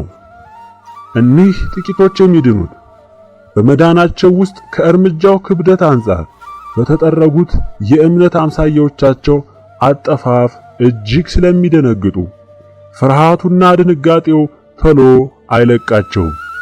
ከሚድኑት እጅግ ጥቂቶችም ውስጥ ብዙ ጉዳት ገጥሟቸውም ነው የሚተርፉት።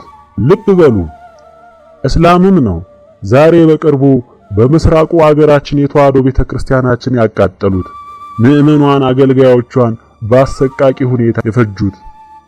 ስለዚህ ነው ቅጣታቸው የበረታ በቅድሚያ ውስጥም የተካተተው። እርምጃው ሂደት እንጂ አንዴ ተከስቶ ወዲያው የሚያቆም አይደለም። ምክንያቱም ጠረጋው በኃጢአት የጠለመችውን ምድር አጽድቶ ለበረከት፣ ለምሕረት፣ ለትንሣኤ ዘመን ይደርሱ ዘንድ ለተወሰነላቸው የእግዚአብሔር ሕዝቦች የሚያስረክብ ነው። ልዑል የቀባቸው የሾማቸው አገልጋዮች በዚህ የመጀመሪያ ደረጃ እርምጃም ሆነ በቀጣዩ ሁለተኛ ደረጃ እርምጃ ዓለምም ሆነ በዋናነት በኢትዮጵያ ያለው አገዛዝም የሱ ሰራዊትና ተከታይ አምነው ተንበርክከው አልቅሰው ጮኸው ያለማቋረጥ ለምነው የተቀቡት የእግዚአብሔር አገልጋዮች ሲረከቧቸው ብቻ ነው ቁጣው የመቀዝቀዝ ሂደት የሚያሳየው። ካቶሊኮች በኢትዮጵያ እነዚህም በዋነኝነት ለረጅም ዘመናት በኢትዮጵያ ላይ በእምነቷ፣ በአስተዳደሯ፣ በመላ ሕይወቷ የማያቋርጥ ዘመቻ ያካሄዱ ናቸው። ዛሬም በዛው አቋማቸው በማጥፋት ላይ ያሉ ናቸው። ካቶሊክም ሆነ መናፍቃን በአሁኑ ዘመን እጅና ጓንት ሆነው በኢትዮጵያ ላይ በተዋሕዶ እምነቷ በጥፋት ዘመቻ ተጠምደው ያሉ ናቸው። ስልጣኑን ከጨበጡ ፖለቲከኞች ጋር ሁልጊዜም ተጣምረው የሚሰሩ ናቸው። ስለነሱ ብዙ ስለተነገረ በዚህ ጠረጋ ያለ ርኅራኄ ከሚጠረጉት ዋና ዋናዎቹ የአገራችንም የተዋሕዶ እምነታችንም መሰረታዊ ጠላቶች በመሆናቸው በአንደኛ ደረጃ የቅጣቱና የጠረጋው ኢላማዎች ይሆናሉ። ማናቸውም ተቋሞቻቸው በሙሉ ይጠረጋሉ። በኢትዮጵያ ምድር እንኳን ሊኖሩ ምልክትም አይተውላቸውም። ዋቄ ፈታዎች፣ አባይ ጠንቋዮች፣ ተብታቢዎች፣ መተተኞች፣ አጋንንት ሳቢዎች፣ ባለውቃቢዎች የመጀመሪያው የእሳት ጠረጋ ኢላማዎች ናቸው። ለነዚህ ምሕረት ምልክት አይተውላቸውም፣ ዘራቸውም አይቀጥልም። ዘረኞች፣ እነዚህም የመጀመሪያው የቅጣት ጠረጋ ኢላማዎች ናቸው። ከኢትዮጵያ የተገነጠለችውን ኤርትራ በኢትዮጵያ ምድር የሚፈሱት ቅጣቶች ሁሉ እንደ ስራዋ ያለ ርህራሄ ይጠርጓታል። ለምናና አንብታ ተንበርክካ ከታላቁ ቁጣ የተረፉትን ጥቂት ሰዎቿን ይዛ በኢትዮጵያ የሚጸናውን ብርሃናዊ የእግዚአብሔር መንግስት ሲቀበላት ብቻ የማያቋርጥ ጥፋቷ ይገታል። ከዘረኛ በላይ ክፉና ወንድሙን እጅግ የሚጠላ የዲያብሎስ ፈረስ የለም። ዘረኛ በነገሰበት በየትኛውም የአገራችን ሆነ የዓለም ስፍራ ፍቅር፣ ሰላም የተዋሃዱም ምልክታቸውም አይኖሩም። በኢትዮጵያ የሰሩት የከፋ ወንጀላቸው ዛሬም ያላረካቸው የትግራይ ምድር ዘረኞች፣ ጨካኞች፣ የዲያብሎስ ዋነኛ የጥፋት መሳሪያዎች በስውርም በግልጽም የነሱ እጅና እግር የሆኑ በመላ አገሪቱ ለጥፋት የተሰለፉ የኢትዮጵያ ጠሎች አንድም ሰው ሳይቀር በታላቅ ቁጣ እሳት ይጠረጋሉ። የሶዶም እሳት በሰባት እጅ ጉልበትና ጥፋት ይጠርጋቸዋል። እነዚህን በመደገፍ በመታመን ለኢትዮጵያ ጥፋት እየሰሩ ያሉ በየትኛውም የዓለም ክፍል የመሸጉ ባሉበት የእሳት ራት ይሆናሉ። የዘረኞች ልጆችም እንደ ቤተሰቦቻቸው ሁሉ ከምድሪቱ ፊት ሁሉ ይወገዳሉ። በሰሜን፣ በምዕራብ፣ በምስራቅ፣ በደቡብ በማንኛውም ቅርጽ የሚንቀሳቀሱና ታጥቀናል፣ ብርቱነን፣ ጠመንጃውንም ታንኩም ጀቱም አለን የሚሉ በብርቱ የቁጣ እሳትና ማዕበል ይበላሉ። እነሱም ዘሮቻቸውም አገልጋዮቻቸውም ከኢትዮጵያ ምድር ከምድሪቱም ገጽታ ያለምንም ርህራሄ ይጠረጋሉ። በአገራችን በራሳቸውም ክልላችን በሚሉት ምድር የገነቡት ይፈርሳል፣ ያከማቹት ይወረሳል፣ ለበደሏቸው ሕዝቦች በምርኮ ይሰጣል። ይህንንም እየጠፉ ባሉበት ሂደት ውስጥ ሆነው ያዩታል።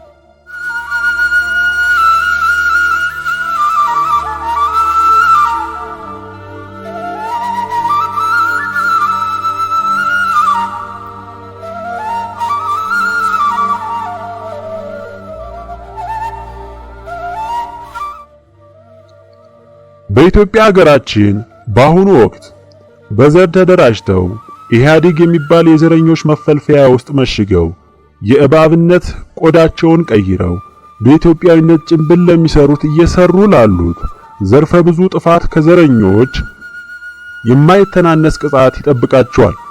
የልባቸውን ክፋት ራሳቸውም ያውቁታልና ስልጣናቸውን ለምነው አልቅሰው ተንበርክከው ሲፈቀድላቸው እስካላስረከቡ ድረስ የቁጣው እሳት ያለማቋረጥ ይጠርጋቸዋል። በየትም ስፍራ ቢመሽጉ ከእሳቱ አያመልጡም። የኢትዮጵያን አረንጓዴ፣ ቢጫ፣ ቀይ ምልክት አልባ ሰንደቅ ዓላማዋን የናቀ የጠላ ያቃለለ ባዕድ ምልክት የጨመረበት የለጠፈበት ስለ ኢትዮጵያ ግዛትና አንድነት ስለ ተዋሕዶ ቤተክርስቲያን ጥላቻን ያዘለ ሁሉ በዚች የድንግል ርስት መኖሩም ሆኖ መቆየት አይችልም። ስለዚህ ወደ ማረፊያው ወደ ገሃነም እሳት ይሸኛል። የሚመዘነውም በልቦናው በህሊናው እንጂ በምላሱ ወይም በውጫዊ የማስመሰሉ አይደለምና በአገራችን በወታደርነት ማለትም በመከላከያነት፣ በደህንነት ፖሊስ፣ በሚሊሻነት፣ በልዩ ኃይልነት የተሰማራችሁ ሁሉ ከላይ በተዘረዘሩ ጥፋቶች በአንዱም ሆነ በብዙ ከተገኛችሁ እናንተም በእሳት ማዕበል ትጠረጋላችሁ። ቅጣቱንና ጠረጋውን እንቋቋማለን በሚሉ ትዕቢት የምትገሰሉ በቅድሚያ እሳቱ እናንተን እንዲበላ ታዟል። ቅጣቱ መፍሰስ ከጀመረ የታሰበውን ሳይፈጸም አይቀዘቅዝም። እንዲያውም በየዕለቱ ቅጣቱ በሚያልቁ ወረፋ ጠባቂ ተጠራጊዎች ምክንያት በብርቱ እየጨመረ እጅግም እየተጠናከረ የሚሄድ ይሆናል።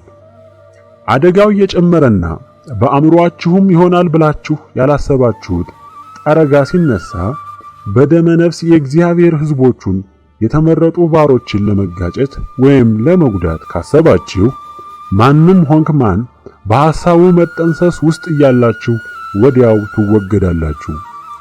የሚመረምራችሁ በፊቱ ምንም የተሰወረ ነገር የሌለ ልዑል ነውና፣ ስለዚህ በስውርም በግልጽም በእጅ አዙርም ወደ ጥፋት እጅህን እንዳትሰድ።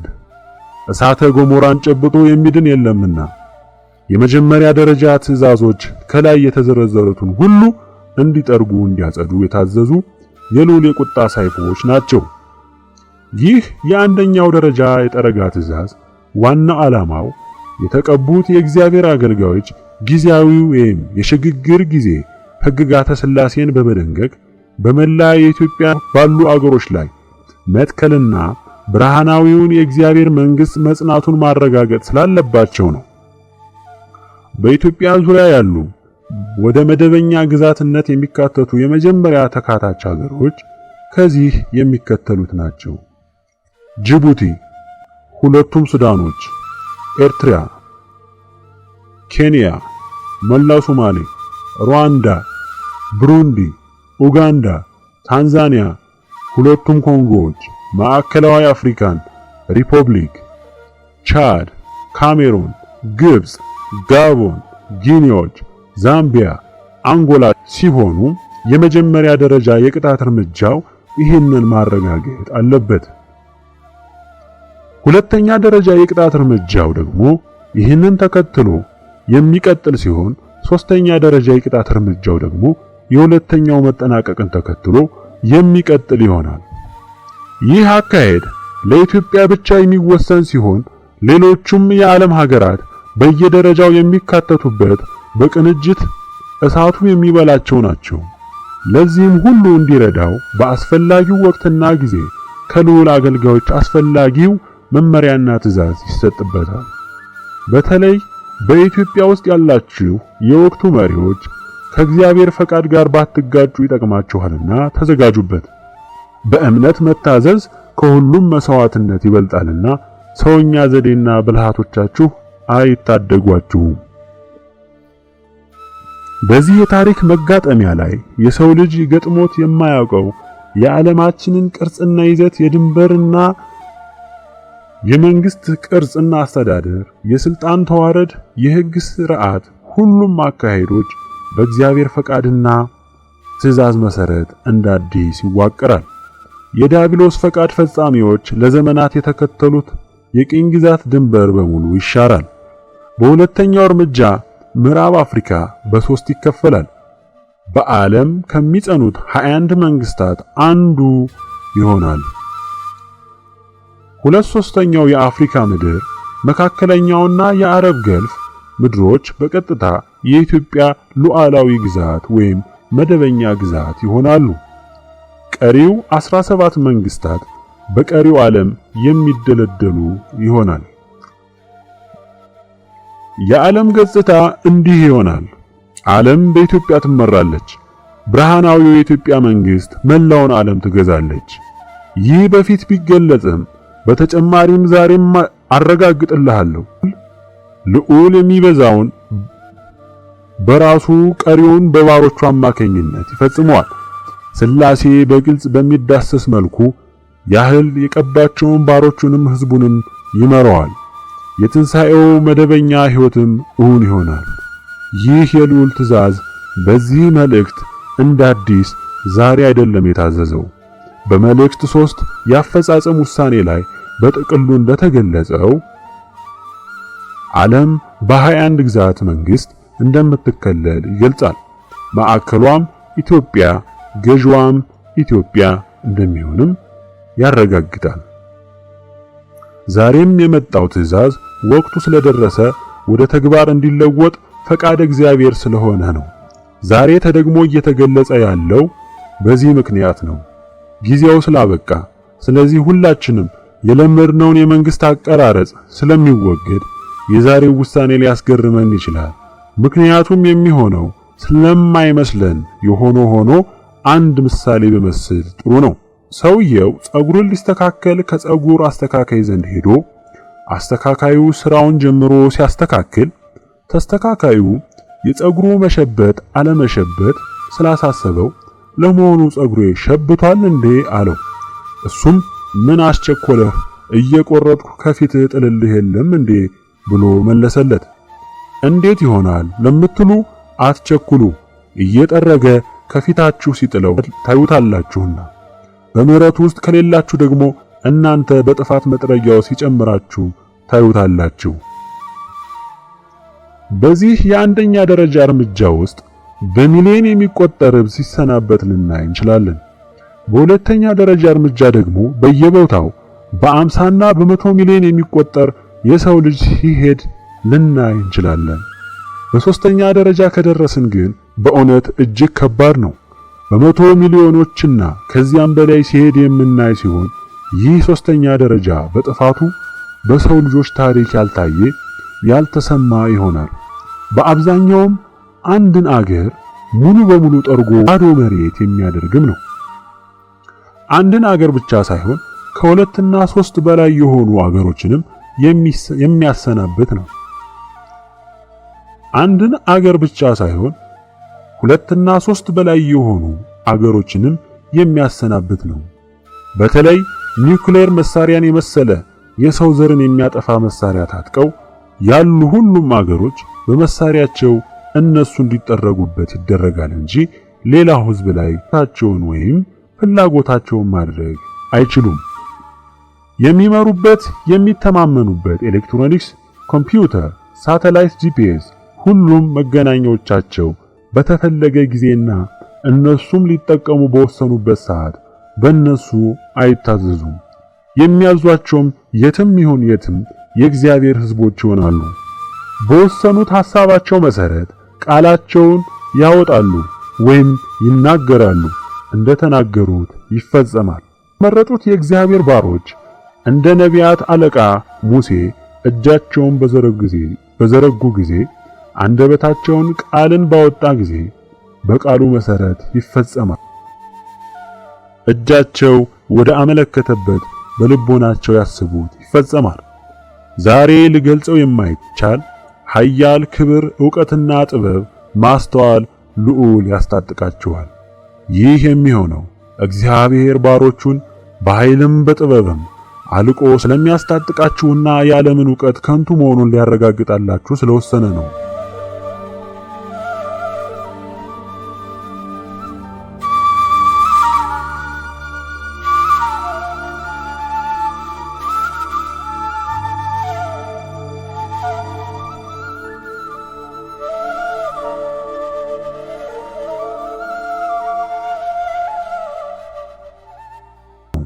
ወገኖቼ የእግዚአብሔር ሕዝቦች ዓለም እጅግ ተጠብቤያለሁ፣ ተራቅቄያለሁ፣ እንኳን ምድር ሰማዩንም እቆጣጠራለሁ ብሎ በእርግጥም ያለውን እየፈጸመ ያለበት ዘመን ውስጥ ነን። የቀረው የሰማዩን መቀጠልና ልዑልና ቅዱሳን መላእክትን መቅጠም ነው።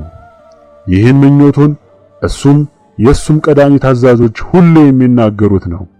በመሆኑም የእግዚአብሔርን ትዕግስት ጥንፍፍ ብሎ እንዲያበቃ አድርጓል። የእግዚአብሔር ቁጣ ምድርም ሰማይም ከተፈጠሩ ወዲህ ያልታየ ሆኖ የመጣውም በዚህ ምክንያት ነው። የታዘዙ የቅጣት አይነቶች ከዚህ በፊት በመልእክቶቹም የተጠቀሱ ቢሆኑ ዛሬም ደግሜ ላነሳቸው ግድ ይለኛል። አገራችን እጅግ ከባድ ቋጥኝና ሕንፃን ነቅሎ የሚወስድ አውሎ ንፋስ፣ ከባድ የመሬት ነውጥና እሳተ ገሞራ፣ ከባድ ረሃብና ችግር፣ ተሰምተው የማያውቁ እንደ ሰደድ እሳት የሚዘምቱ ገዳይ በሽታዎች፣ ጎርፍ፣ የእርስ በርስ መተላለቅ፣ ከባድ በረዶ፣ የዘር ፍጅት፣ ከባድ የገንዘብ ቀውስ፣ ሁሉም አደግን በሚሉ G7 እንዲሁም G20 የኤሽያ፣ የአውስትራሊያ፣ የላቲን አሜሪካ፣ የሰሜን አሜሪካ፣ የመካከለኛው አረብ አገሮች፣ አውሮፓ፣ የአፍሪካ ባንኮች፣ ኢንሹራንሶች ከዋናው መስሪያ ቤት እስከ ስር ቅርንጫፍ በማይፈታ በፍጹም በማይቆም የገንዘብ ቀውስ፣ ዴፊሲት፣ የዕዳ ክምር፣ ኢንፍሌሽን፣ ታይቶም ተሰምቶም የማይታወቅ ሪሴሽን ይመታሉ። ጠንካራ ብር የሚባል ቋንቋ ይጠፋል። ስቶክ ገበያዎች በሙሉ ይፈርሳሉ፣ ዳግም አይነሱም። ሁለተኛ ደረጃ የቅጣት እርምጃ። ይህ እርምጃ በቁጥር 5 የተዘረዘረውን ሁለተኛ ደረጃ የቅጣት አይነት በሙሉ ኃይሉ የሚተገብር ነው። በዚህ እርምጃ የተዘረዘሩትን እንዳለ ሆኖ በረዶ መላውን አውሮፓን፣ አሜሪካን፣ ደቡብ አሜሪካን፣ ኤሽያን በሞላ እስከ ሰሜን አፍሪካ፣ ደቡብ አፍሪካን ጎረቤቶቿን በታሪክ ባልተመዘገበ ከፍታና እስከ ኔጌቲቭ 1500 ሴልሺየስ የቅዝቃዜ መጠን የሚጋገርና የሸፈነውን ሁሉ በቅዝቃዜ ክብደት የሚያማማ በረዶ ይፈሳል። የበረዶም ክምር የዛሬ ረጅም በዓለምም ረጅም የሚባሉትን ሕንጻዎች እስከ መሸፈን የሚደርስና ክፉን ሕዝብ ከጨረሰ በኋላ የሚሟሟ ይሆናል። በምድር ላይ የሰው ልጅ በእውቀቴ፣ በጥበቤ፣ በሀብቴ፣ በጉልበቴ ገነባኋቸው የሚላቸውን ዓለም ሁሉ የሚያወድሳቸው የሚተርክላቸው ሜጋና ታላላቅ ፕሮጀክቶች ተጠናቀው የሚሰሩ በሂደት ላይ ያሉ በየትኛውም አገሮች ውስጥ ያሉ በሙሉ ይመታሉ፣ በከፊልም በሙሉም ይወድማሉ። በመላው ዓለም የተገነቡ የጦር መርከብ፣ የጦር አውሮፕላን ማምረቻ ፋብሪካዎች፣ ታንኮች፣ መድፎች፣ የጦር ተሽከርካሪዎች በሙሉ ይመታሉ፣ ሽባም ይደረጋሉ። ሚሳኤል፣ ባላስቲክ፣ ሱፐርሶኒክ፣ ሃይፐርሶኒክ ተሽከርካሪዎች በሙሉ ይመታሉ። የሚሳኤል እንደ ባላስቲክ፣ ሱፐርሶኒክ፣ ሃይፐርሶኒክ የጨረር መሳሪያዎች በሙሉ ይመታሉ፣ የማያገለግሉም እንዲሆን ይደረጋሉ። በእነዚህ ተቋሞች ውስጥ የሚሰሩ ሰዎችም አብረው የሚጎዱ ይሆናል። ብዙ ከአገር የሚያቋርጡ ባቡሮች፣ የንግድ መርከቦች፣ ነዳጅ ጫኝ መርከቦች በሙሉ ይመታሉ፣ ይጠረጋሉ። በመላው ዓለም ያሉ በዋናነት ታላላቅ አምራች በሆኑ አገሮች ውስጥ ያሉ የነዳጅ ማመንጫ ጉድጓዶች በየብስም በውቅያኖስ በባህር ላይ የተተከሉት ሁሉ ይደመሰሳሉ።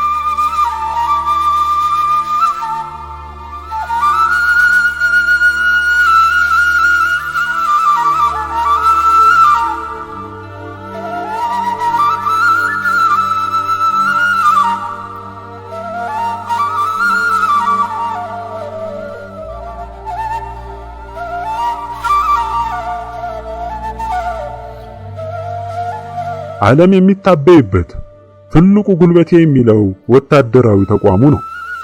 ይህን ሁሉ ዓመት ትዕቢት የገነባው ልዑልና የናቀው የካደው ትዕዛዝና ፈቃዱን ለማጥፋት ሌት ተቀን የሚተጋው በዚሁ ጠመንጃና ታንክ፣ ጀት፣ መርከብና ሚሳኤል፣ ኒውክሌርና የመሳሰሉትን ገንብቶ መላውን ዓለምን ሕዝብና የዲያብሎስ ፈረስ ሆኖ የሚነዳበት ሆኖ በመገኘቱም ነው። እነዚህን የመሳሰሉ ከነዚህም ወታደራዊ ጉልበቱ ጋር የተጣመረውን የኢኮኖሚ ጉልበቱን ሁሉ መቅኔው እንዲፈስ ይደረጋል። ወታደራዊም ኢኮኖሚያውም በየትኛውም ዓለም ውስጥ ይገንቡት በየትኛውም ዓለም ውስጥ ይመሽጉ በብርቱ የማያቋርጥ ሞት እንዲፈርሱና እንዲጠፉ ይደረጋል። ለጦርነት፣ ለፍጅት ሁሉም ረግጦ ለመግዛት ለመንዳት የተዘጋጁ ዘርፈ ብዙ የጦር መሳሪያዎች፣ አውሮፕላን ተሸካሚ መርከቦች፣ ክሩዘሮች፣ ዲስትሮየሮች፣ ፍሪጌቶች፣ ሰብመሪኖች፣ ባህር ሰርጓጆች፣ ሁሉም ተዋጊ ጀቶች፣ ሄሊኮፕተሮች ወታደሮቻቸውና አዛዦቻቸው ጋር በሙሉ በባህርና በውቅያኖስ ውስጥ በብርቱ መጥረጊያ ይደመሰሳሉ። በእነዚህ የጦር መርከቦች ውስጥ ለጥፋቱ የተተከሉ የተከማቹ የሚሳኤል አይነቶች በሙሉ ይደመሰሳሉ። ሁሉንም አገሮች በተለይም እነዚህን መሳሪያዎች የሰበሰቡ ኃያል ነን እያሉ የሚገሰሉ የዓለምም ዳኛ ነን የሚሉ ቅድሚያ ይጠረጋሉ። በምድር ላይ ያደራጇቸው የጦር ክምችቶች፣ የጦር ሰፈሮች፣ የጥፋትና ከባድ መሳሪያ አምራቾች፣ ለጥፋት የሚያገለግሉ ኬሚካል ባዮሎጂካል መሳሪያ ማምረቻዎች፣ የኒውክሌር ክምችቶች፣ የኒውክሌር ማብለያዎች ሁሉም ይደመሰሳሉ። በህዋ ውስጥ የተተከሉ ሳተላይቶች በተለይም ለወታደራዊ አገልግሎትና ስለላዎች ማጥቂያዎች ቋሚ ስቴሽን ብላችሁ የገነባችሁት ሁሉ በቁጣው እሳት ይደመሰሳሉ። በተለይም ኃያላን ነን በሚሉ አገሮች ውስጥ የህዝብ ለህዝብ ፍጅቶች፣ የሲቪል ጦርነቶች በጠፉ ልዩነቶች በመመስረት ፍጹም የሰላም ቋንቋ እንዲጠፋ ይደረጋል። ገዢዎች በተኙበትም በሚሰሩበትም በሚሄዱበትም የደህንነትና ዋስትናን ያጣሉ፣ ለአደጋም ይጋለጣሉ፣ ይወገዳሉም፣ በሚከፉት ይተካሉ። ጥፋቱም እየበረታ ይሄዳል። በአጠቃላይ ይህ የሁለተኛ ደረጃ ቅጣቱ በመልእክት 5 እንደተዘረዘረውና እንደታዘዘው የሚከናወን ነው። በዚሁ መልእክት የተዘረዘሩት ያልተዘረዘሩም አገሮች ሁሉ እንደተመዘኑበት ስራቸው የቅጣቱ ሰለባ ይሆናሉ። ሶስተኛ ደረጃ ቅጣት። ይህ ቅጣት ምድሪቱን የተመረጡ የተዋደዱ ለቋሚው የትንሣኤ ዘመን የተጠበቁትን ወገኖች በኋለኛው ዘመን የሚጠቅሙትን ነገሮች ወይም ቁሶች ብቻ ጠብቆ በመላው ዓለም ያሉትን በአንደኛውም በሁለተኛውም ደረጃ ቅጣት እየተጠረጉም የሚፍረፈረሙትን ሁሉ በየደረጃው እንደ አህጉርም በአንድ ቅጽበታዊ ድምሰሳ የሚያሰናብት እርምጃ ነው። አገርም ይሁን አህጉር አንድ ሰዓት በማይፈጅ ጊዜ ውስጥ ወደ ታሪክነት የሚቀይር ነው። በዚህ ቦታ በዚህ ስፍራ እንዲህ የሚባል አገር ከተማና ሀገር ነበር ወይ ተብሎ የሚጠየቅበት በቀላሉም የማይገኝበት ይሆናል። በሶስተኛ ደረጃ ቅጣት የሚሸኙ ሀገሮች በአብዛኛው የምድሪቱ ኃያላን ነን የሚሉ ሀገሮች ናቸው። በሁለተኛ ደረጃና በሶስተኛ ደረጃ ያለውን ቅጣት እንዳለ ሆኖ በመጀመሪያ ደረጃ እርምጃ ከተጠቀሱት በመላው ዓለም ከተዘረጉት የትዕቢት ምንጭ ከሆኑት ከፍ ብሎ ከተዘረዘሩት ወታደራዊ ኢላማዎች በተጨማሪ በኢኮኖሚው ዘርፍ በመጀመሪያው ምት እንዲካተቱ የተወሰኑ ዓለም አቀፍ ኩባንያዎች ዝርዝር እነዚህን ይመስላሉ።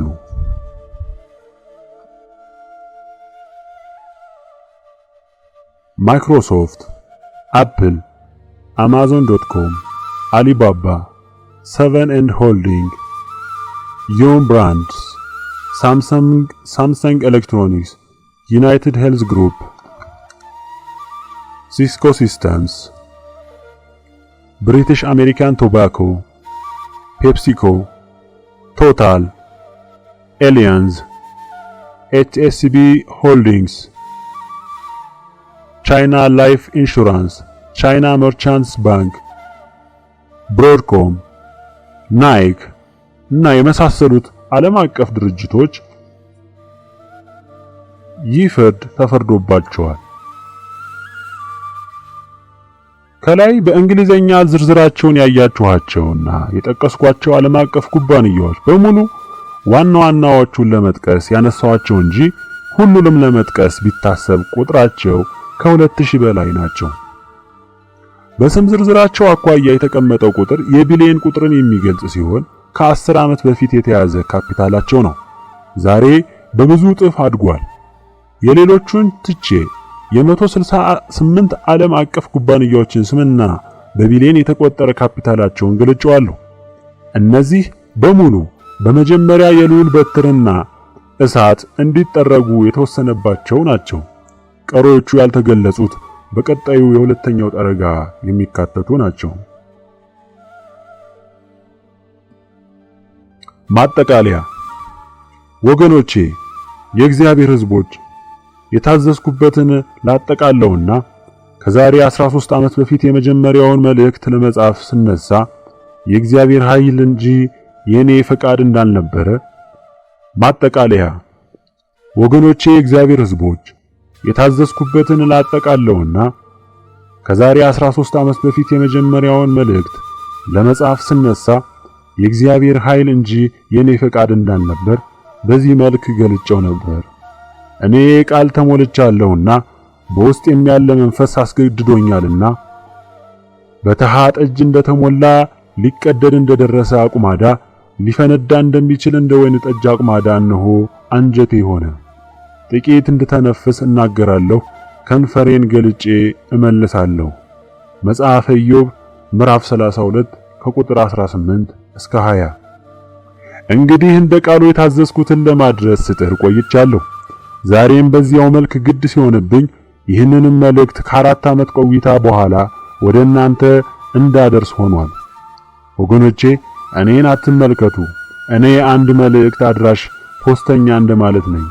አድርስ የተባልኩትን ማድረስ በቃ፣ ከዚህ የዘለለ ትርጉም የለኝም። ውሆችን በእፍኙ የሰፈረ ሰማይንም በስንዝሩ የለካ የምድርንም አፈር በመስፈሪያ ሰብስቦ የያዘ ተራሮችን በሚዛን ኮረብቶችንም በሚዛኖች የመዘነ ማን ነው? የእግዚአብሔርን መንፈስ የያዘ የእግዚአብሔርን መንፈስ ያዘዘ ወይስ አማካሪ ሆኖ ያስተማረው ማን ነው? ወይስ ከማን ጋር ተመካከረ? ወይስ ማን መከረው? የፍርድንም መንገድ ማን አስተማረው? ዕውቀትንስ ማን አስተማረው? የማስተዋልንስ መንገድ ማን አሳየው? እነሆ አሕዛብ በገንቦ ውስጥ እንዳለች ጠብታ ናቸው፣ በሚዛንም እንዳለ ትንሽ ትቢያ ተቆጥረዋል። እነሆ ደሴቶችን እንደ ቀላል ነገር ያነሳል። ሊባኖስ ለማንደጃ እንስሶችም ለሚቃጠል መስዋዕት አይበቁም። አሕዛብ ሁሉ በፊቱ እንዳልነበሩ ናቸው። ከምናምን እንደሚያንሱ እንደ ከንቱ ነገር ይቆጥራቸዋል። እንግዲህ እግዚአብሔርን በምን ትመስሉታላችሁ? ወይስ በምን ምሳሌ ታስተያዩታላችሁ? ትንቢተ ኢሳይያስ ምዕራፍ 40 ከቁጥር 12 እስከ 18። ለዚህ አጠይቆ መልስ አለን? በምንም መልኩ አይታሰብም፣ አይታለምም። አመድና ትቢያንን የድፍረት ሐሳብ ያለን እንጠንቀቅ። ክቡር ስሙን እንኳን ልንመልስ በመድፈር ስለ እርሱ ስለምንናገረው ሁሉ እንጠንቀቅ።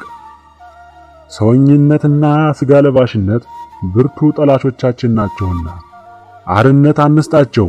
እግዚአብሔርን በመፍራት እናትርፍ እንጂ በድፍረትና በኃጢአት በመስራት በትዕቢት አሁን ለእርድ እንደቀረቡ ክፉና አመፀኛ ትውልዶች እሳት አይብላን። ወገኖቼ እንግዲህ ምንም ምናምንቴና ታናሽ ብሆንም ከላይ ራሱን በገለጠው ልዑል ኃያል የሰራዊት ሁሉ ጌታ እግዚአብሔር ቅድስት ሥላሴ አምናለሁ። የአባቶችን አምላክ እታመንበታለሁ። እኔም ቤተሰቤም እንደ ኢያሱ እናመልከዋለን። ወገኖቼ የእግዚአብሔር ሕዝቦች ከሁላችሁም የማንስ ወንድማችሁ ነኝ። እግዚአብሔር ብዙውን ጊዜ የዓለምን ዕውቀት ማስተዋልና ትልቅነት ከንቱ የሚያደርገው ምናምንቴዎችን ከትቢያ ላይ አንስቶ ስራውን ስለሚሰራ ነው። እንደኔው አይነቱን ብናኝ አዋራ ማለትም ነው። ስለዚህ መልእክቱን ብቻ ተመልከቱ፣ ግራ ቀኝም አትበሉ፣ ባላችሁበት ጸንታችሁ ቁሙ።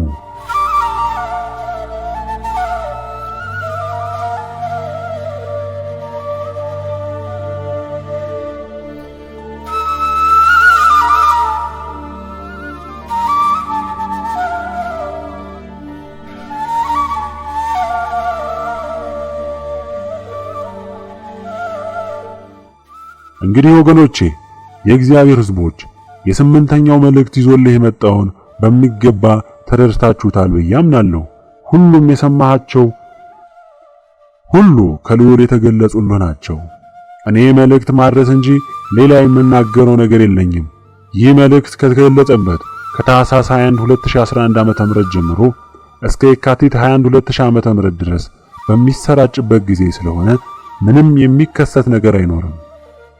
ያው ሁሉም በያለበት እንደሚጠብቀው ሁሉ ከየካቲት 21 2011 ዓ.ም በኋላ በማናቸውም ጊዜ የቅጣት እርምጃው እንደ መልእክቱ አገላለጽ ስራውን ይጀምራል። ልብ በሉ፣ ከየካቲት 21 በኋላ ተባለ እንጂ በዕለቱ አልተባለም። ከንቶች በየትኛውም መልእክቴ ውስጥ በዚህ ሰዓት በዚህ ዕለት የሚል የቀን ቀጠሮ ተሰጥቶ አውቅምና በትዕግስት ተከታተሉ። የተቆረጠች ቀንና ሰዓት በልዑል እንጂ በማንም አትታወቅም፣ በእምነት ለምታዩ ወገኖቼ። በዚህም በቀደሙትን መልእክቶች የእግዚአብሔር የሆነውን ለመግለጽ ጥሬያለሁ።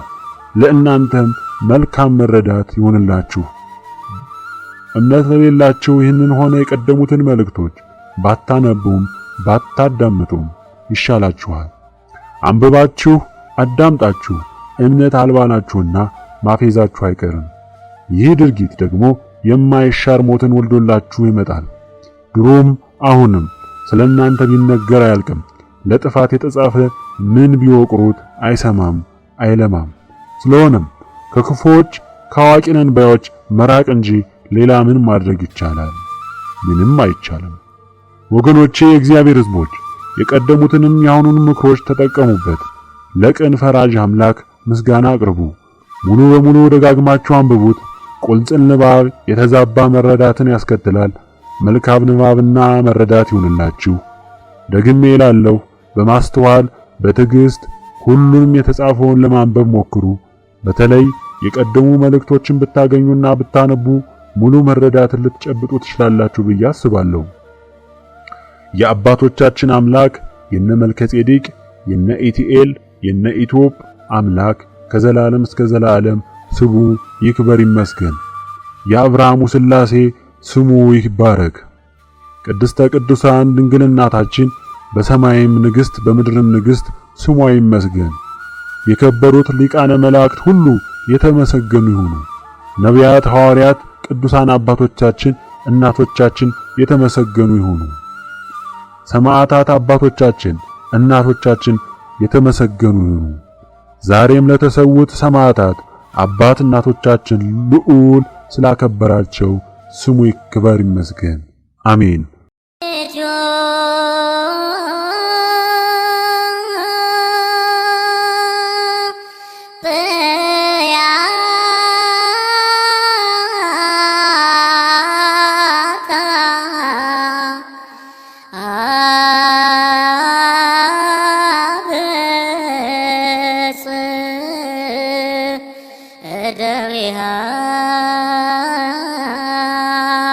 በእግዚአብሔር ነገሥተ ምድር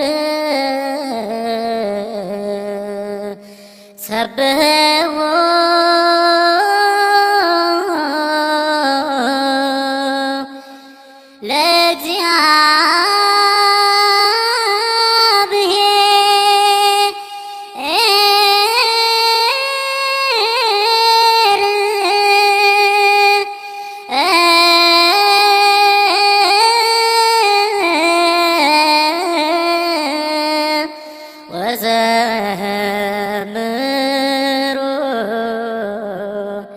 ለአምላክ